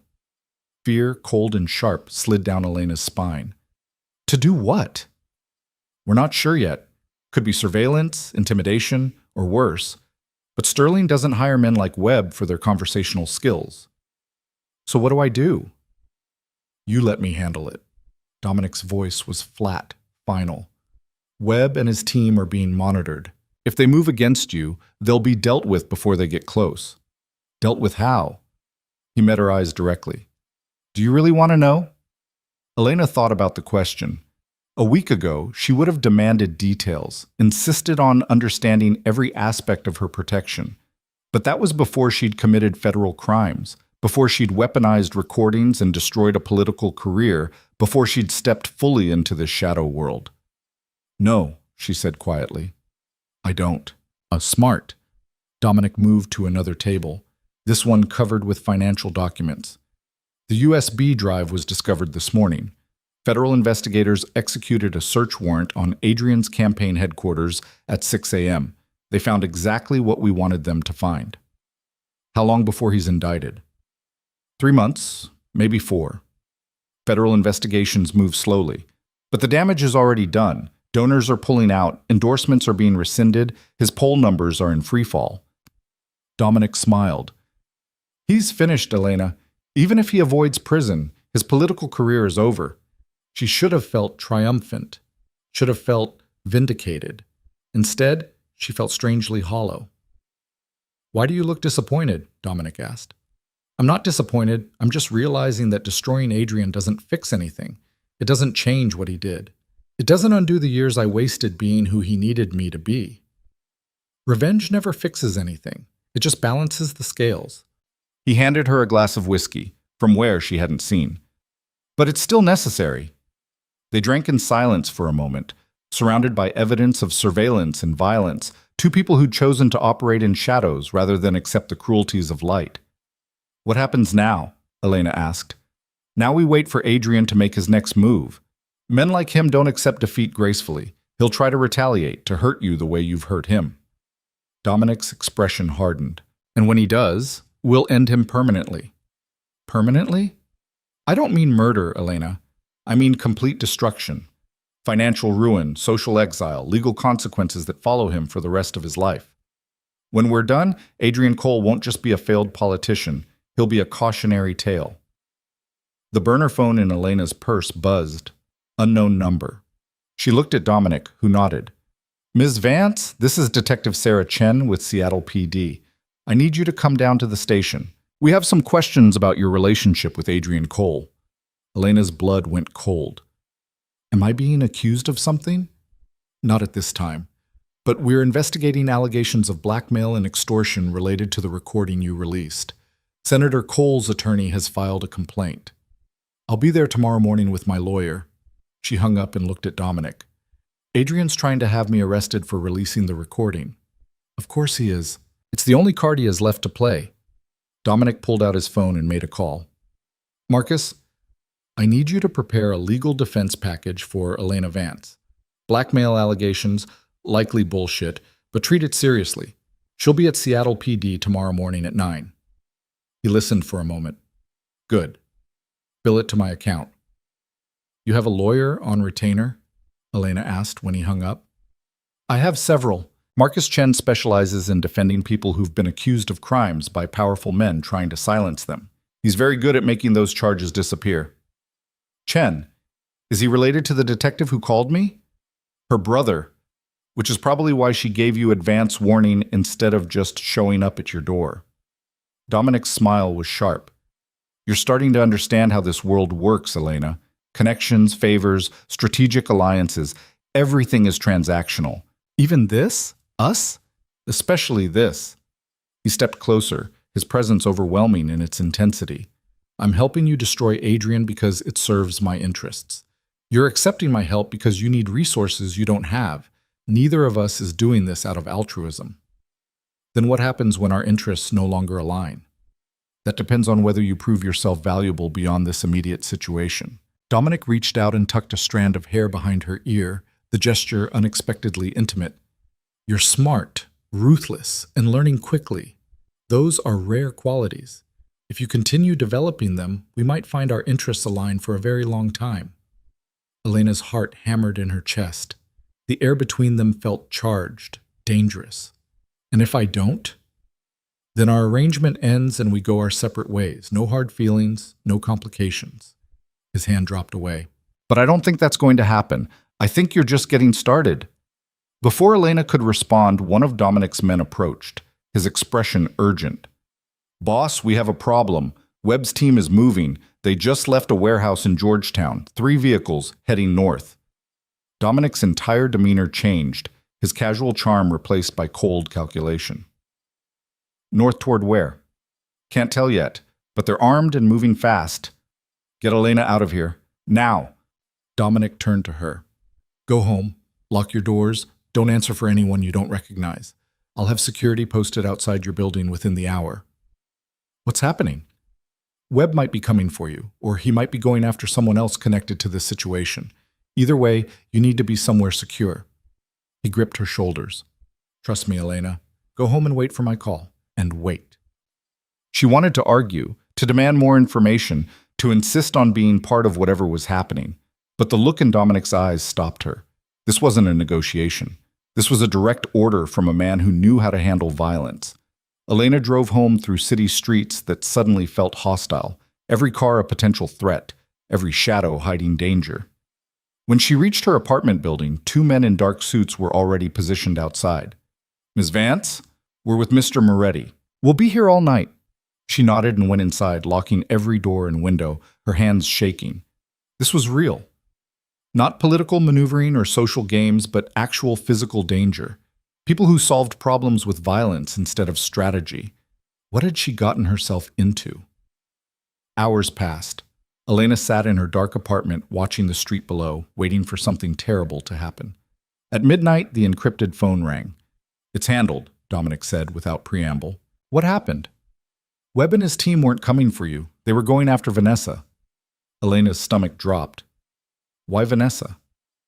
Adrien figured out she's the weak link. She's the one who can testify about the affair, provide details that corroborate your recording. Sterling hired Webb to convince her to recant her story. Convince how? However necessary, but they didn't get to her. My people intercepted them 3 blocks from her apartment. Dominic's voice was flat, emotionless. Webb and his team are currently being held in a location where they can think about their career choices. Vanessa has been moved to a safe house. Is she okay? She's terrified, but unharmed. I've explained to her that Adrien is more dangerous than she realized, that staying silent will get her killed. She's agreed to cooperate with federal investigators in exchange for protection. Elena closed her eyes, processing this. You're using her. I'm keeping her alive and giving her a chance to do the right thing. That's more than Adrien was offering. Dominic paused. Elena, this is what I meant when I said things would get dangerous. Adrien is desperate. Desperate men do terrible things. What happens to Webb? He'll be released tomorrow with a message for Sterling. Stop targeting people connected to this situation, or the consequences will be severe. And if Sterling doesn't listen, then the consequences will be severe. Dominic's tone made it clear the conversation was over. Get some sleep. Tomorrow you have your meeting with Detective Chen. Play it straight. You released a recording of a private conversation where your ex-fiancé admitted to infidelity and threatened you. That's not blackmail. That's self-defense against a smear campaign. Okay. And Elena? You did well tonight. Staying calm, following instructions. Keep doing that, and you'll survive this. He hung up. Elena stood at her window, looking out at the security team below, and wondered who she was becoming. A week ago, she'd been horrified by the idea of breaking into an office. Now she was accepting that men had been intercepted and held captive to protect her interests, and she felt nothing but grim satisfaction. The transformation was complete. She wasn't the woman who'd walked into Adrien's penthouse expecting champagne. She was someone harder, colder, more dangerous, and she was still evolving. The meeting with Detective Chen went exactly as Dominic had predicted. The detective asked careful questions, reviewed the recording, and ultimately concluded that Elena had broken no laws. Washington was a two-party consent state for recordings, but exceptions existed when the person recording was party to the conversation and had reasonable belief they were being threatened. Adrien's blackmail complaint was dismissed by noon, but Adrien wasn't done fighting. That afternoon, Elena's father called, his voice tight with controlled fury. Someone leaked false information to our investors claiming Vance Development is under investigation for fraud. 3 major partners just pulled their funding. We're hemorrhaging money. Let me guess. The leak came from someone connected to Adrien's campaign. Richard Sterling's fingerprints are all over this. The bastard is trying to destroy our firm because he can't touch you directly. Her father's breathing was harsh. I'm meeting with Moretti in an hour. He says he can help, but Elena, this is getting out of control. It's been out of control since the moment I found Adrien with Vanessa. We're just acknowledging it now. People could get hurt, not just reputations, actual physical harm. Are you prepared for that? Elena thought of Vanessa in a safe house, of Webb and his team being held somewhere, of security guards outside her apartment every night. I'm prepared for whatever's necessary. Her father was quiet for a long moment. You've changed. Yes. I'm not sure if I'm proud or terrified. Be both, Elena said, and hung up. That evening, Dominic appeared at her apartment without warning, bypassing building security like it didn't exist. Elena opened the door to find him standing there, his expression grim. We need to talk. She let him in, noting the tension in his shoulders, the way his eyes scanned her apartment like he was cataloging exits and vulnerabilities. Adrien made another move today, Dominic said. He's hired private investigators to dig into your past, looking for anything he can use against you. Affairs, drug use, financial impropriety, anything to discredit you before the federal investigation gains momentum. He won't find anything. I've been disgustingly responsible my entire life. I know, which is why he's also investigating me. Dominic moved to her window, looking out at the city. He's trying to prove you're connected to organized crime, that you've been manipulated by dangerous people, that you can't be trusted as a witness. Are you organized crime? He turned to face her. My businesses operate in gray areas. Some of what I do is illegal. Most of it is simply unregulated. I have connections to organizations that law enforcement considers criminal. Does that bother you? A month ago, it would have terrified me. Now? Elena shook her head. Now I'm just grateful you're on my side. That's what I need to talk to you about. Being on your side has put me in Adrien's crosshairs. His investigators are looking into my holdings, my associates, my financial structures. If they find the right things, they could cause serious problems for my operations. Fear spiked through her. Are you saying you want to end our arrangement? No, I'm saying we need to change it. Dominic crossed the room to stand in front of her. Adrien is connecting us publicly, which means any investigation into you will include me and vice versa. We can fight that, waste energy maintaining the fiction that we're not connected, or we can embrace it. Embrace it how? Marry me. Elena's breath caught. What? Marry me. Not for love, not for romance, for protection. Spousal privilege means you can't be forced to testify against me, and I can't be forced to testify against you. Any investigations into our connection become legally murky. And more importantly, it sends a message to Adrien and everyone like him that you're under my protection permanently. You want a fake marriage? I want a strategic alliance formalized in a way that provides legal protection for both of us. Dominic's voice was clinical, businesslike. Your family's firm needs the connections I provide. My businesses benefit from the legitimacy your family's reputation offers. Together, we're stronger than apart. Elena's mind raced. This is insane. This is practical. You've already committed to destroying Adrien. You've already accepted my help and my protection. Marriage is just the next logical step. Marriage is supposed to be about love. Is it? You were willing to marry Adrien for political advantage. At least I'm being honest about what this is. A transaction that benefits us both. Dominic stepped closer. I won't pretend to love you, Elena, but I will protect you, support your interests, and ensure you have the power to never be vulnerable again. That's more than most marriages offer. She should say no, should refuse this insane proposal and find another way to handle Adrien's retaliation. But the cold, calculating part of her that had been growing stronger every day saw the logic. What would this marriage look like? Publicly, we'd present as a couple, attend events together, live together, maintain the appearance of a normal relationship. Privately, we'd have separate lives, no expectations of fidelity or romance, just mutual protection and strategic cooperation. And when we no longer need each other? We'll cross that bridge when we come to it. But Elena, think carefully. Adrien is escalating. He's hired investigators, sent violent men after witnesses, destroyed your family's business relationships. He's not going to stop until you're completely ruined or he's completely destroyed. Marrying me puts you beyond his reach permanently. Elena walked to the window, looking out at Seattle's glittering skyline. 24 hours ago, she'd been defending herself against blackmail charges. Now she was being offered marriage as a business transaction. When would this happen? As soon as possible. Next week, ideally. Small ceremony, immediate legal documentation. We'll frame it as a whirlwind romance. You left Adrien, found someone who actually values you, fell in love quickly. The society pages will eat it up. My mother will have a stroke.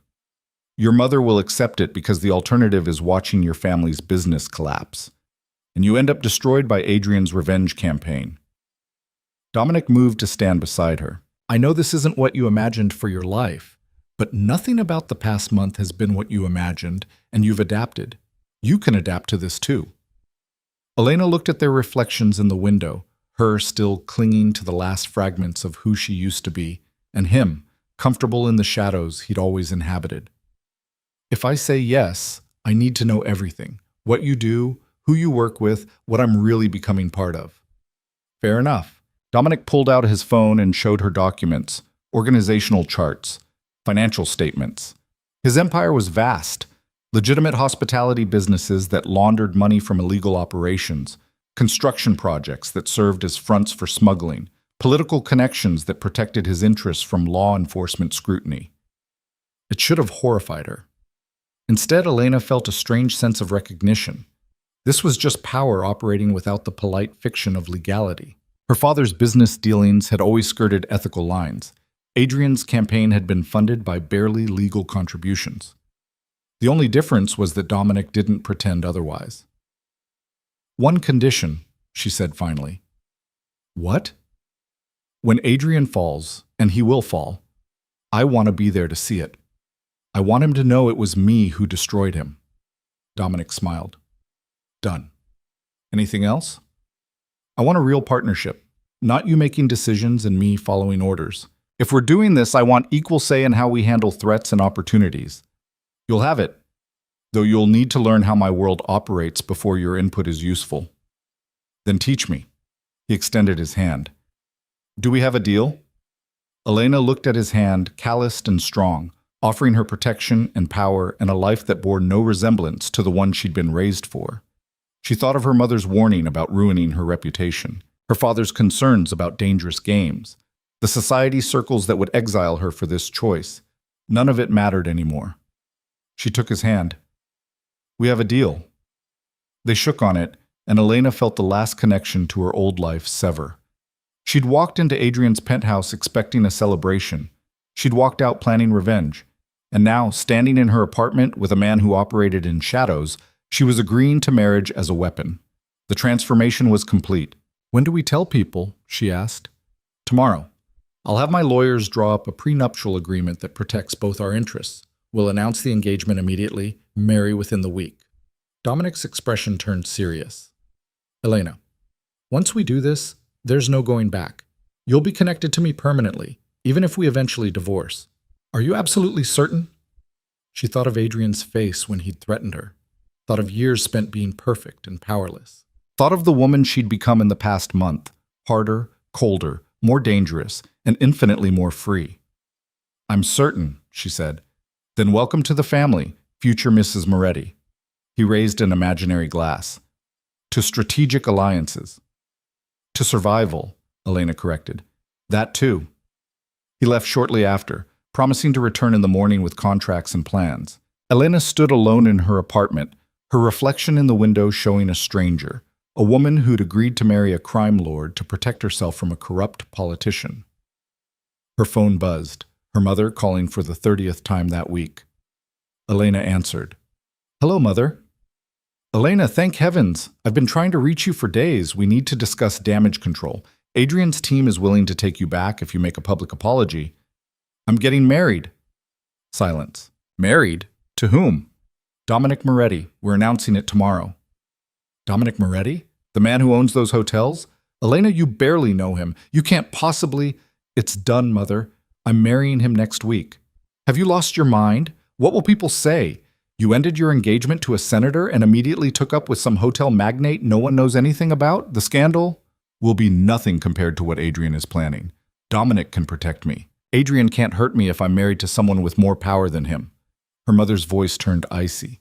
So this is a transaction, just like Adrien, just with different terms. Yes, except Dominic is honest about it.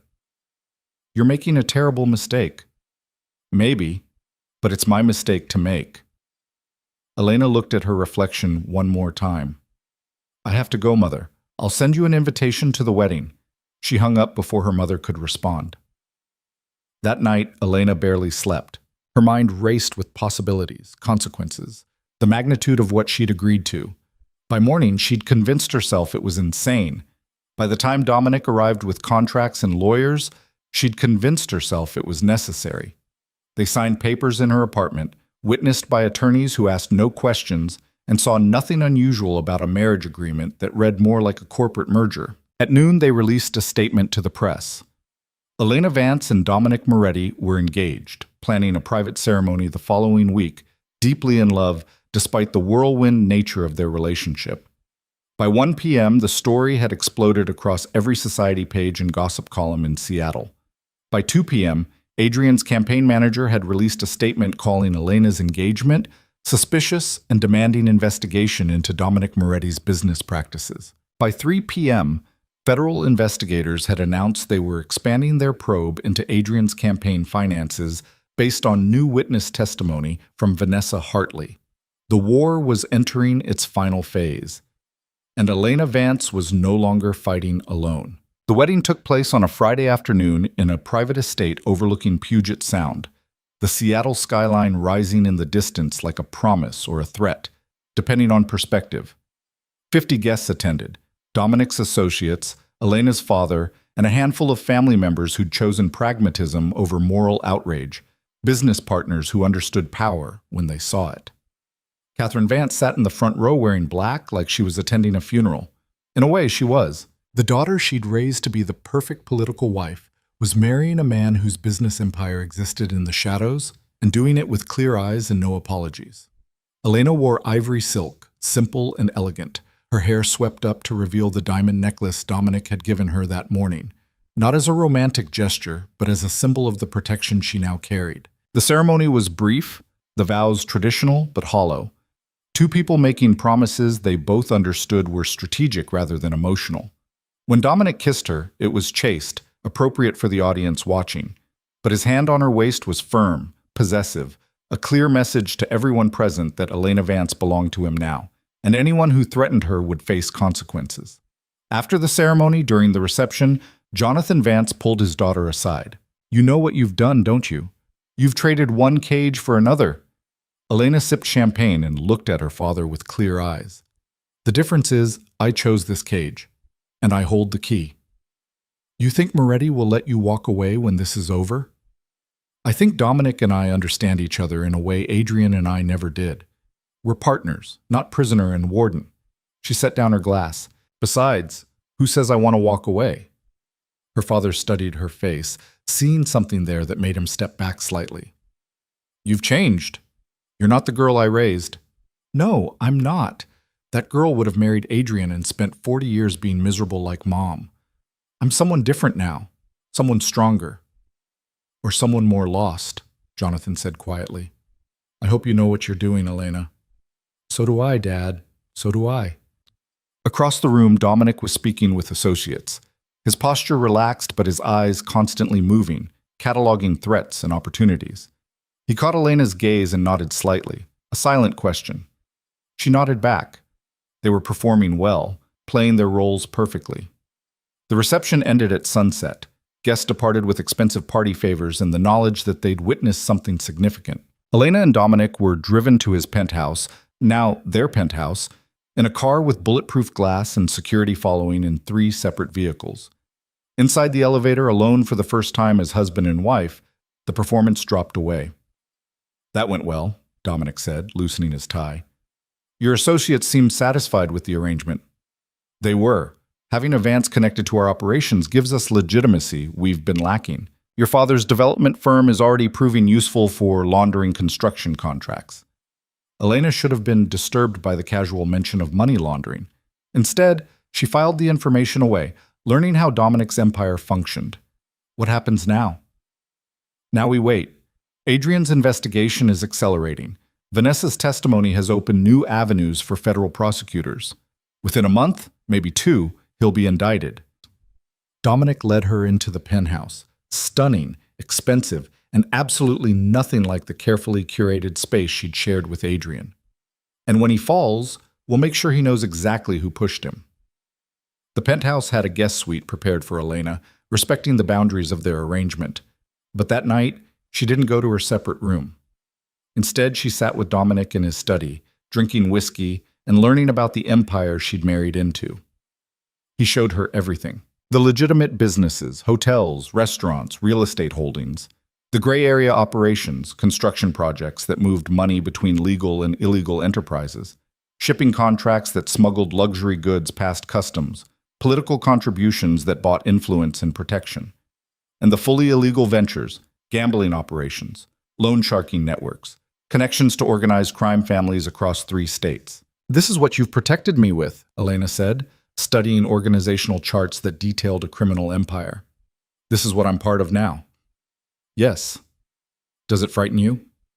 "It should, but mostly it just makes sense. Adrien's world wasn't that different. He just hid it behind political rhetoric and campaign finance law."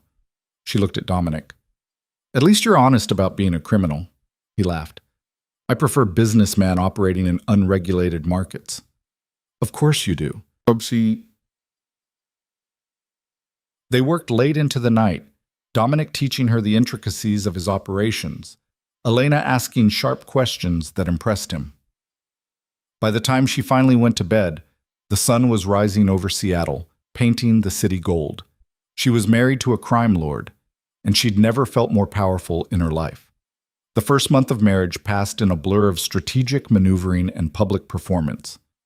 Elena and Dominic appeared together at charity galas, business dinners, society events. They played the role of newlyweds perfectly, touching casually, sharing private smiles, presenting a united front that made them untouchable. Behind closed doors, they worked. Dominic taught Elena how his world operated, the careful balance of violence and negotiation, the importance of reputation, the way power flowed through channels both legal and illegal. She learned quickly, her natural intelligence adapting to this new environment.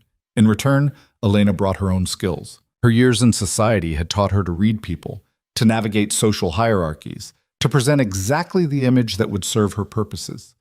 She became Dominic's secret weapon in negotiations, sitting silent and decorative while cataloging weaknesses, then reporting back with strategic insights. They were good together, frighteningly good.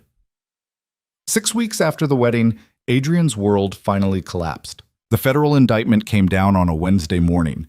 17 counts of campaign finance violations, money laundering, accepting illegal contributions from foreign nationals. The evidence was overwhelming, built on the USB drive Elena had planted, and Vanessa's testimony and months of investigation into financial networks Adrien had thought were untraceable. His arrest was broadcast on every news channel. Elena watched from Dominic's office, seeing Adrien in handcuffs, his perfect hair disheveled, his campaign smile replaced by genuine fear. "How does it feel?" Dominic asked, standing beside her. "Empty," Elena admitted. "I thought I'd feel triumphant. Instead, I just feel tired." "That's normal. Revenge is exhausting." He turned off the television. "But it's not finished yet. Adrien will make bail, hire expensive lawyers, try to fight this. We need to make sure he knows this isn't random bad luck. This is consequences for what he did to you." "How?" "By visiting him. By making sure he understands exactly who destroyed his life." Elena's pulse quickened. "When?" "Tomorrow. I've arranged it." Adrien made bail within 24 hours, his family's money buying temporary freedom. He'd retreated to his penthouse, the same one where Elena had discovered his betrayal, where this entire spiral had begun. Dominic's people had surveillance on the building. They knew when Adrien was alone, when security was minimal, when a visit could happen without witnesses. Elena dressed carefully that morning, a black dress, simple jewelry, her hair pulled back. She looked like she was going to a funeral. In a way, she was. Dominic went with her, along with 2 of his security team. They entered the building through a service entrance, avoiding cameras, moving like ghosts through spaces designed to keep them out. When they reached Adrien's penthouse, Dominic's man picked the lock in under 30 seconds. Adrien was sitting in his living room, surrounded by legal documents, whiskey glass in hand. When he saw them enter, his face went white. "Elena, how did you get in here?" "The same way I got into your office at the campaign headquarters. Did you really think locks would keep me out?" She moved further into the room, Dominic a silent presence behind her. "Hello, Adrien." He scrambled to his feet, looking between Elena and Dominic with dawning comprehension. You did this. The USB drive, the investigation, this was you." "Yes." "You destroyed my career, my entire life. Do you have any idea what you've done?" "I know exactly what I've done. I've given you consequences for treating me like property, for threatening to ruin me because I wouldn't accept your infidelity, for thinking you could control my life." Elena's voice was ice. "You told me I had nothing without you, that I was powerless. How does it feel to be wrong?" Adrien's hands shook. "The feds have frozen my accounts. My family has cut me off until the trial is over. My poll numbers are non-existent. I'm facing 20 years in prison." "Good." "Good?" "Elena, I loved you. You loved what I represented. Political advantage, social connections, a pretty accessory to make you look stable and trustworthy." She stepped closer. "You never loved me, Adrien. You don't even know who I am." "And he does?" Adrien pointed at Dominic. "You married a criminal, someone who operates outside the law, who hurts people for profit. You think that's better than what I offered?" Dominic doesn't pretend to be something he's not. He doesn't lie about his nature or try to control me with threats. Elena smiled, sharp and cold. "And he's taught me something valuable. Power doesn't require permission. It's taken." Adrien lunged toward her, rage overwhelming self-preservation. He didn't get within 3 feet before Dominic moved, slamming him against the wall with enough force to rattle picture frames. "Touch her and I'll break every bone in your hand," Dominic said quietly. Adrien struggled, then went still when he felt the knife against his ribs. "You can't kill me. I'm a federal suspect. My death would trigger investigations. I'm not going to kill you, Cole. That would be mercy." Dominic released him, stepping back. "I'm going to let you live. Let you face trial, prison, the complete destruction of everything you built. You're going to wake up every day knowing that a woman you underestimated took everything from you." "This isn't over," Adrien gasped. "I still have resources, friends, people who owe me favors." "No, you don't."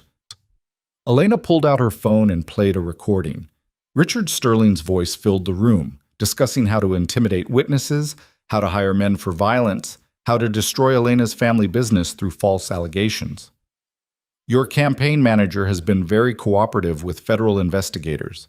In exchange for immunity, he's testified about every illegal thing you've done for the past 5 years. Your friends have abandoned you, Adrien. You're alone." The color drained from Adrien's face. "Sterling turned on me? Everyone turns when the ship is sinking. You taught me that." Elena put her phone away. "We're done here. Enjoy your trial, Adrien. Enjoy prison. Enjoy knowing that the woman you thought was weak and controllable destroyed you completely." She turned and walked toward the door. Dominic followed, but paused at the threshold. "One more thing, Cole. If you ever speak Elena's name again, if you ever try to contact her or her family, if you so much as think about retaliation, I will make sure your time in prison is significantly worse than it needs to be. Do you understand?" Adrien didn't respond, just stared at them with hatred and broken pride. They left him there, alone with his legal documents and empty threats. In the elevator, Elena's hands started shaking. The adrenaline that had carried her through the confrontation was fading, replaced by something that felt suspiciously like grief. "Are you all right?" Dominic asked. "I don't know. I thought seeing him broken would make me happy. Instead, I just feel empty." "I know. I told you revenge doesn't fix anything." He put his arm around her shoulders, the gesture surprisingly gentle.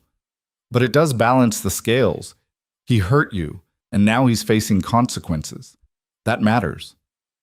"Does it?" "Yes, because if there are no consequences for cruelty, then cruel people win. You made sure he didn't win." They drove back to the penthouse in silence. When they arrived, Elena poured herself whiskey and stood at the floor-to-ceiling windows, watching Seattle spread out beneath her. Dominic joined her, his own glass in hand. "What happens now?" she asked.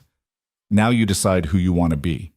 You've destroyed your enemy. You've secured your family's future. You've married into protection and power. The question is what you do with it." Elena thought about that. A month ago, she would have said she wanted her old life back.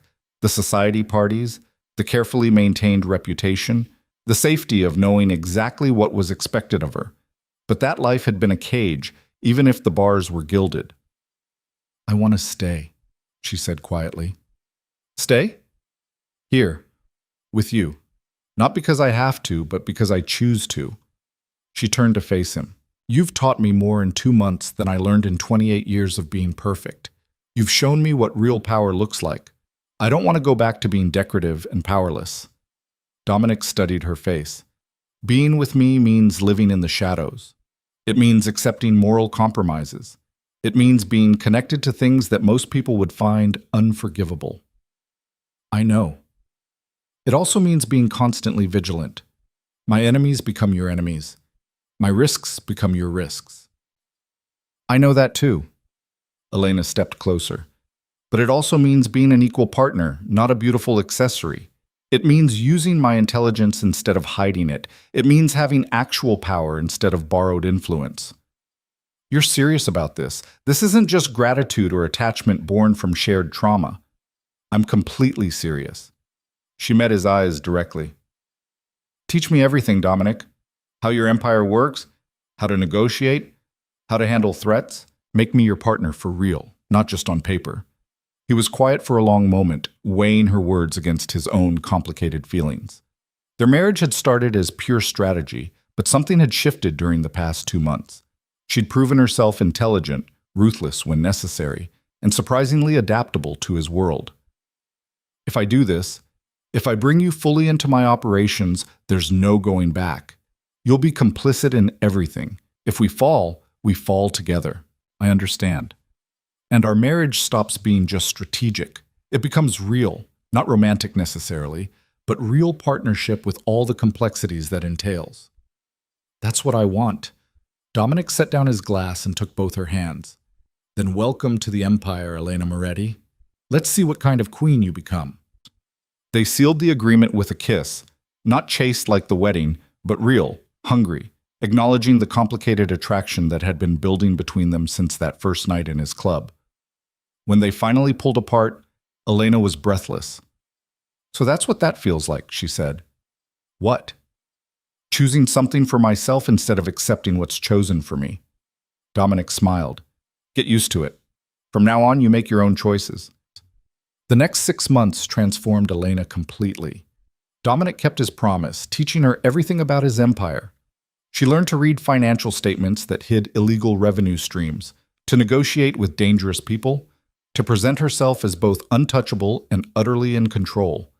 She discovered she was good at it, frighteningly good. Her natural intelligence, honed by years of navigating society politics, adapted perfectly to navigating criminal enterprises. Her ability to read people made her invaluable in negotiations. Her carefully cultivated charm opened doors that violence couldn't. Elena became Dominic's partner in truth, not just in name. She attended meetings with his associates, offered strategic advice that proved sound, handled problems with a combination of intelligence and calculated ruthlessness that earned respect from people who'd initially dismissed her as Dominic's pretty wife. And slowly, surprisingly, their strategic marriage became something more. It happened gradually, shared late nights reviewing operations, inside jokes about the absurdity of their situation, moments of genuine understanding that had nothing to do with business advantage. Dominic started seeking her opinion not because it was strategically useful, but because he valued her perspective. Elena found herself looking forward to evenings with him, to the way his mind worked, to the rare smiles that appeared when he was genuinely amused. They never discussed it explicitly, but 6 months after their strategic wedding, when Dominic came to her room instead of his own, when she welcomed him without hesitation, they both understood that something fundamental had shifted. Their arrangement had become a relationship. Their partnership had become something that looked suspiciously like love, though neither of them was quite ready to use that word. Adrien's trial began 9 months after Elena's wedding. She attended every day, sitting in the gallery beside Dominic, watching the man who'd once controlled her life face the consequences of his choices. The evidence was overwhelming. Financial records, testimony from former associates, Vanessa's detailed account of the affair, and Adrien's casual corruption. His expensive lawyers tried every trick, but the prosecution had built an airtight case. On the final day, when the jury returned with guilty verdicts on all 17 counts, Adrien's eyes found Elena in the gallery. She met his gaze without flinching, without triumph, without anything but calm acknowledgement. This was justice, not revenge. He'd threatened to destroy her, and she'd ensured he destroyed himself instead. The judge sentenced him to 15 years in federal prison. Outside the courthouse, reporters swarmed. "Miss Moretti, do you have any comment on the verdict?" Elena stood beside Dominic, composed and elegant, and spoke clearly. "I'm grateful that justice was served. Adrien Cole used his position of power to hurt people, to break laws, to threaten anyone who challenged him. Today, he learned that no one is above consequences." "Do you feel responsible for his conviction?" "I feel responsible for speaking the truth. What the justice system did with that truth was their decision, not mine." Dominic's hand settled on her lower back, a gesture of support and possession. "That's all we have to say. Thank you." They walked away from the cameras, surrounded by security, leaving the circus behind. In the car, Elena finally allowed herself to relax. "How do you feel?" Dominic asked. "Free," she said honestly. "For the first time in my life, completely free." "No regrets?" "About destroying Adrien? No. About the choices I've made since? No. About who I've become?" She looked at him. "Definitely not." He took her hand, threading their fingers together. "Good, because I've grown rather attached to who you've become."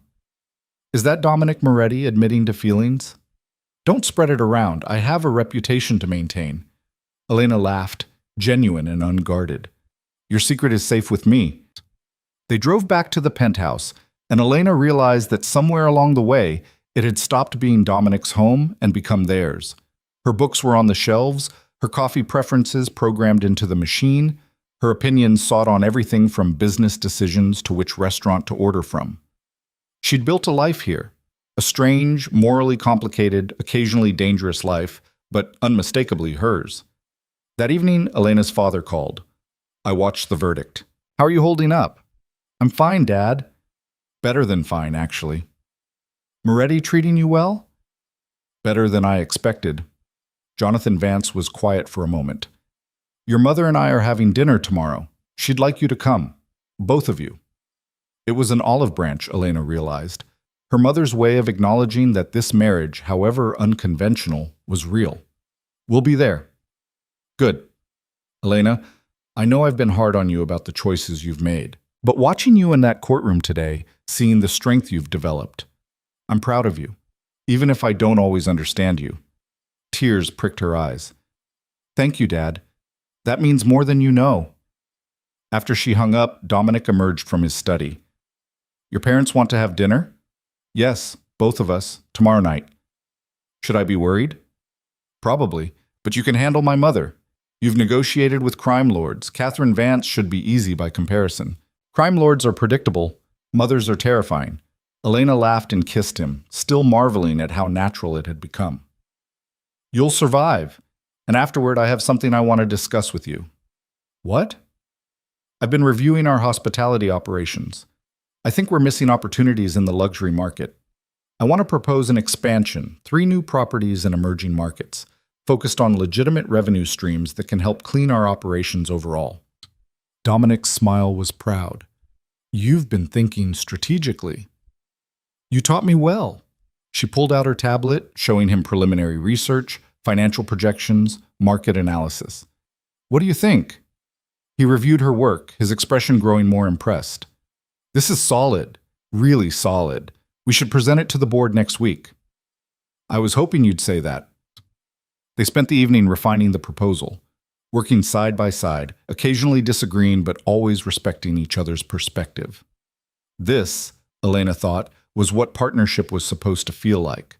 Not one person dominating and the other submitting, but 2 equals building something together. Later, lying in bed with Dominic's arm around her, Elena reflected on the journey that had brought her here. 3 months ago, she'd been a society princess on the verge of a perfect political marriage. Now she was married to a crime lord, helping run a criminal empire, and happier than she'd ever been.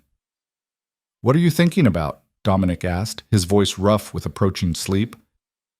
How strange life is. How everything I was taught to want turned out to be a cage, and how the thing I was taught to fear turned out to be freedom. Do you miss your old life at all? Not even a little. She turned to face him. Do you regret our arrangement? It stopped being an arrangement months ago. You know that. I know. But do you regret it becoming more? Dominic was quiet for a long moment. I've spent my entire life avoiding emotional attachments, keeping people at a distance, never letting anyone close enough to become a vulnerability. It's how I've survived. And now? Now I'm attached to you in ways that should terrify me. You've become my greatest vulnerability. He tucked her hair behind her ear. But also my greatest strength. So no, I don't regret it, even though it's complicated and dangerous and nothing like what either of us planned. Elena kissed him, pouring everything she felt into it. Gratitude, affection, the beginnings of something deeper that neither of them was quite ready to name. When they finally fell asleep, tangled together, Seattle glittered outside their windows, indifferent and eternal. 6 months later, Elena stood in front of a room full of Dominic's associates, hard men who'd spent years building an empire in the shadows, and presented her expansion proposal. She spoke with confidence, fielding questions with sharp intelligence, presenting financial data that proved her luxury hotel concept would generate significant legitimate revenue while providing perfect infrastructure for cleaning money from less legal operations. When she finished, the room was silent. Then the oldest associate, a man named Vincent, who'd known Dominic for 20 years, started clapping. Brilliant, he said. Absolutely brilliant. If anyone had told me 2 years ago that Jonathan Vance's Society Princess would be proposing the best business strategy we've heard in a decade, I would have laughed in their face. I'm not Jonathan Vance's Society Princess anymore, Elena said calmly. I'm Elena Moretti, and I'm just getting started. The room erupted in approval. Later, in the car heading home, Dominic took her hand. You impressed them. That's not easy to do. I impressed myself, Elena admitted. 6 months ago, I would have been terrified to speak in front of those men. Now I'm proposing multi-million-dollar expansions to their criminal empire. You've grown into your power. You helped me find it. No, Dominic corrected. It was always there. I just gave you permission to use it. Elena looked out at the city, her city now, in ways she'd never imagined. She'd come here a year ago thinking she knew exactly what her life would be. Senator's wife, political hostess, perfect and powerless. Instead, she'd become something else entirely. That night, for the first time, they said the words that had been building between them for months. I love you, Elena whispered in the darkness. I know that wasn't part of our arrangement, but I do. Dominic pulled her closer. I love you too, and you're right. It wasn't part of the arrangement. It's better. 3 years later, Elena stood on the terrace of their newest hotel, a luxury property in Vancouver that had been her vision from concept to completion. Entirely legitimate, massively profitable, and a perfect example of how criminal empires could evolve into something cleaner while maintaining their power. Dominic joined her, carrying champagne. The mayor is impressed. The business community is impressed. Even the federal agents who've been investigating me for years are grudgingly impressed. Good. That was the point. Show them we're more than what they expect. Elena accepted the champagne. How did the meeting with the Seattle City Council go? They've agreed to our development proposal for the waterfront project. Your father's firm will handle the construction, will manage the hospitality components, and the city gets a revitalized district. Dominic smiled. You've made us legitimate, Elena, without sacrificing our power. We made us legitimate, together. They toasted to their success, to their empire, to the unlikely partnership that had become an unshakable marriage. Below them, Vancouver sparkled like Seattle had that night when everything changed. Elena thought about the woman she'd been, perfectly groomed, perfectly controlled, perfectly miserable, and the woman she'd become, powerful, dangerous, and finally, completely free. Any regrets? Dominic asked, echoing the question he'd posed years ago. Not a single one. Not even about the methods we used? Elena considered this honestly. We destroyed a corrupt politician who would have hurt more people if left unchecked. We built a life together based on honesty instead of convenient lies. We created something that gives us both power and purpose. She met his eyes. No regrets. He kissed her, and it still felt like that first real kiss years ago, choosing something for herself instead of accepting what was chosen for her.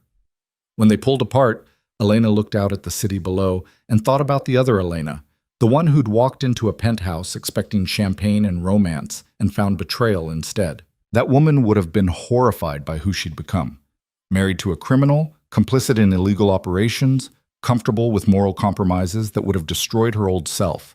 But that woman had been half alive, playing a role written by other people. This Elena, the one standing on a terrace in a hotel she'd built, beside a man who'd helped her discover her own power, this Elena was fully alive. And in a city ruled by shadows, one truth had become undeniable. The devil hadn't just won. He'd crowned his queen, and together they ruled with intelligence, strategy, and the unshakable certainty that they'd built something worth having. Not perfect, not simple, but completely and utterly theirs. Elena Moretti smiled at the night sky, raised her champagne glass one more time, and silently thanked the version of herself who'd had the courage to walk away from everything safe and choose power instead. The game had changed, the players had evolved, and the woman who'd once been invisible behind a man's shadow now stood in her own light, casting shadows of her own. Perfect.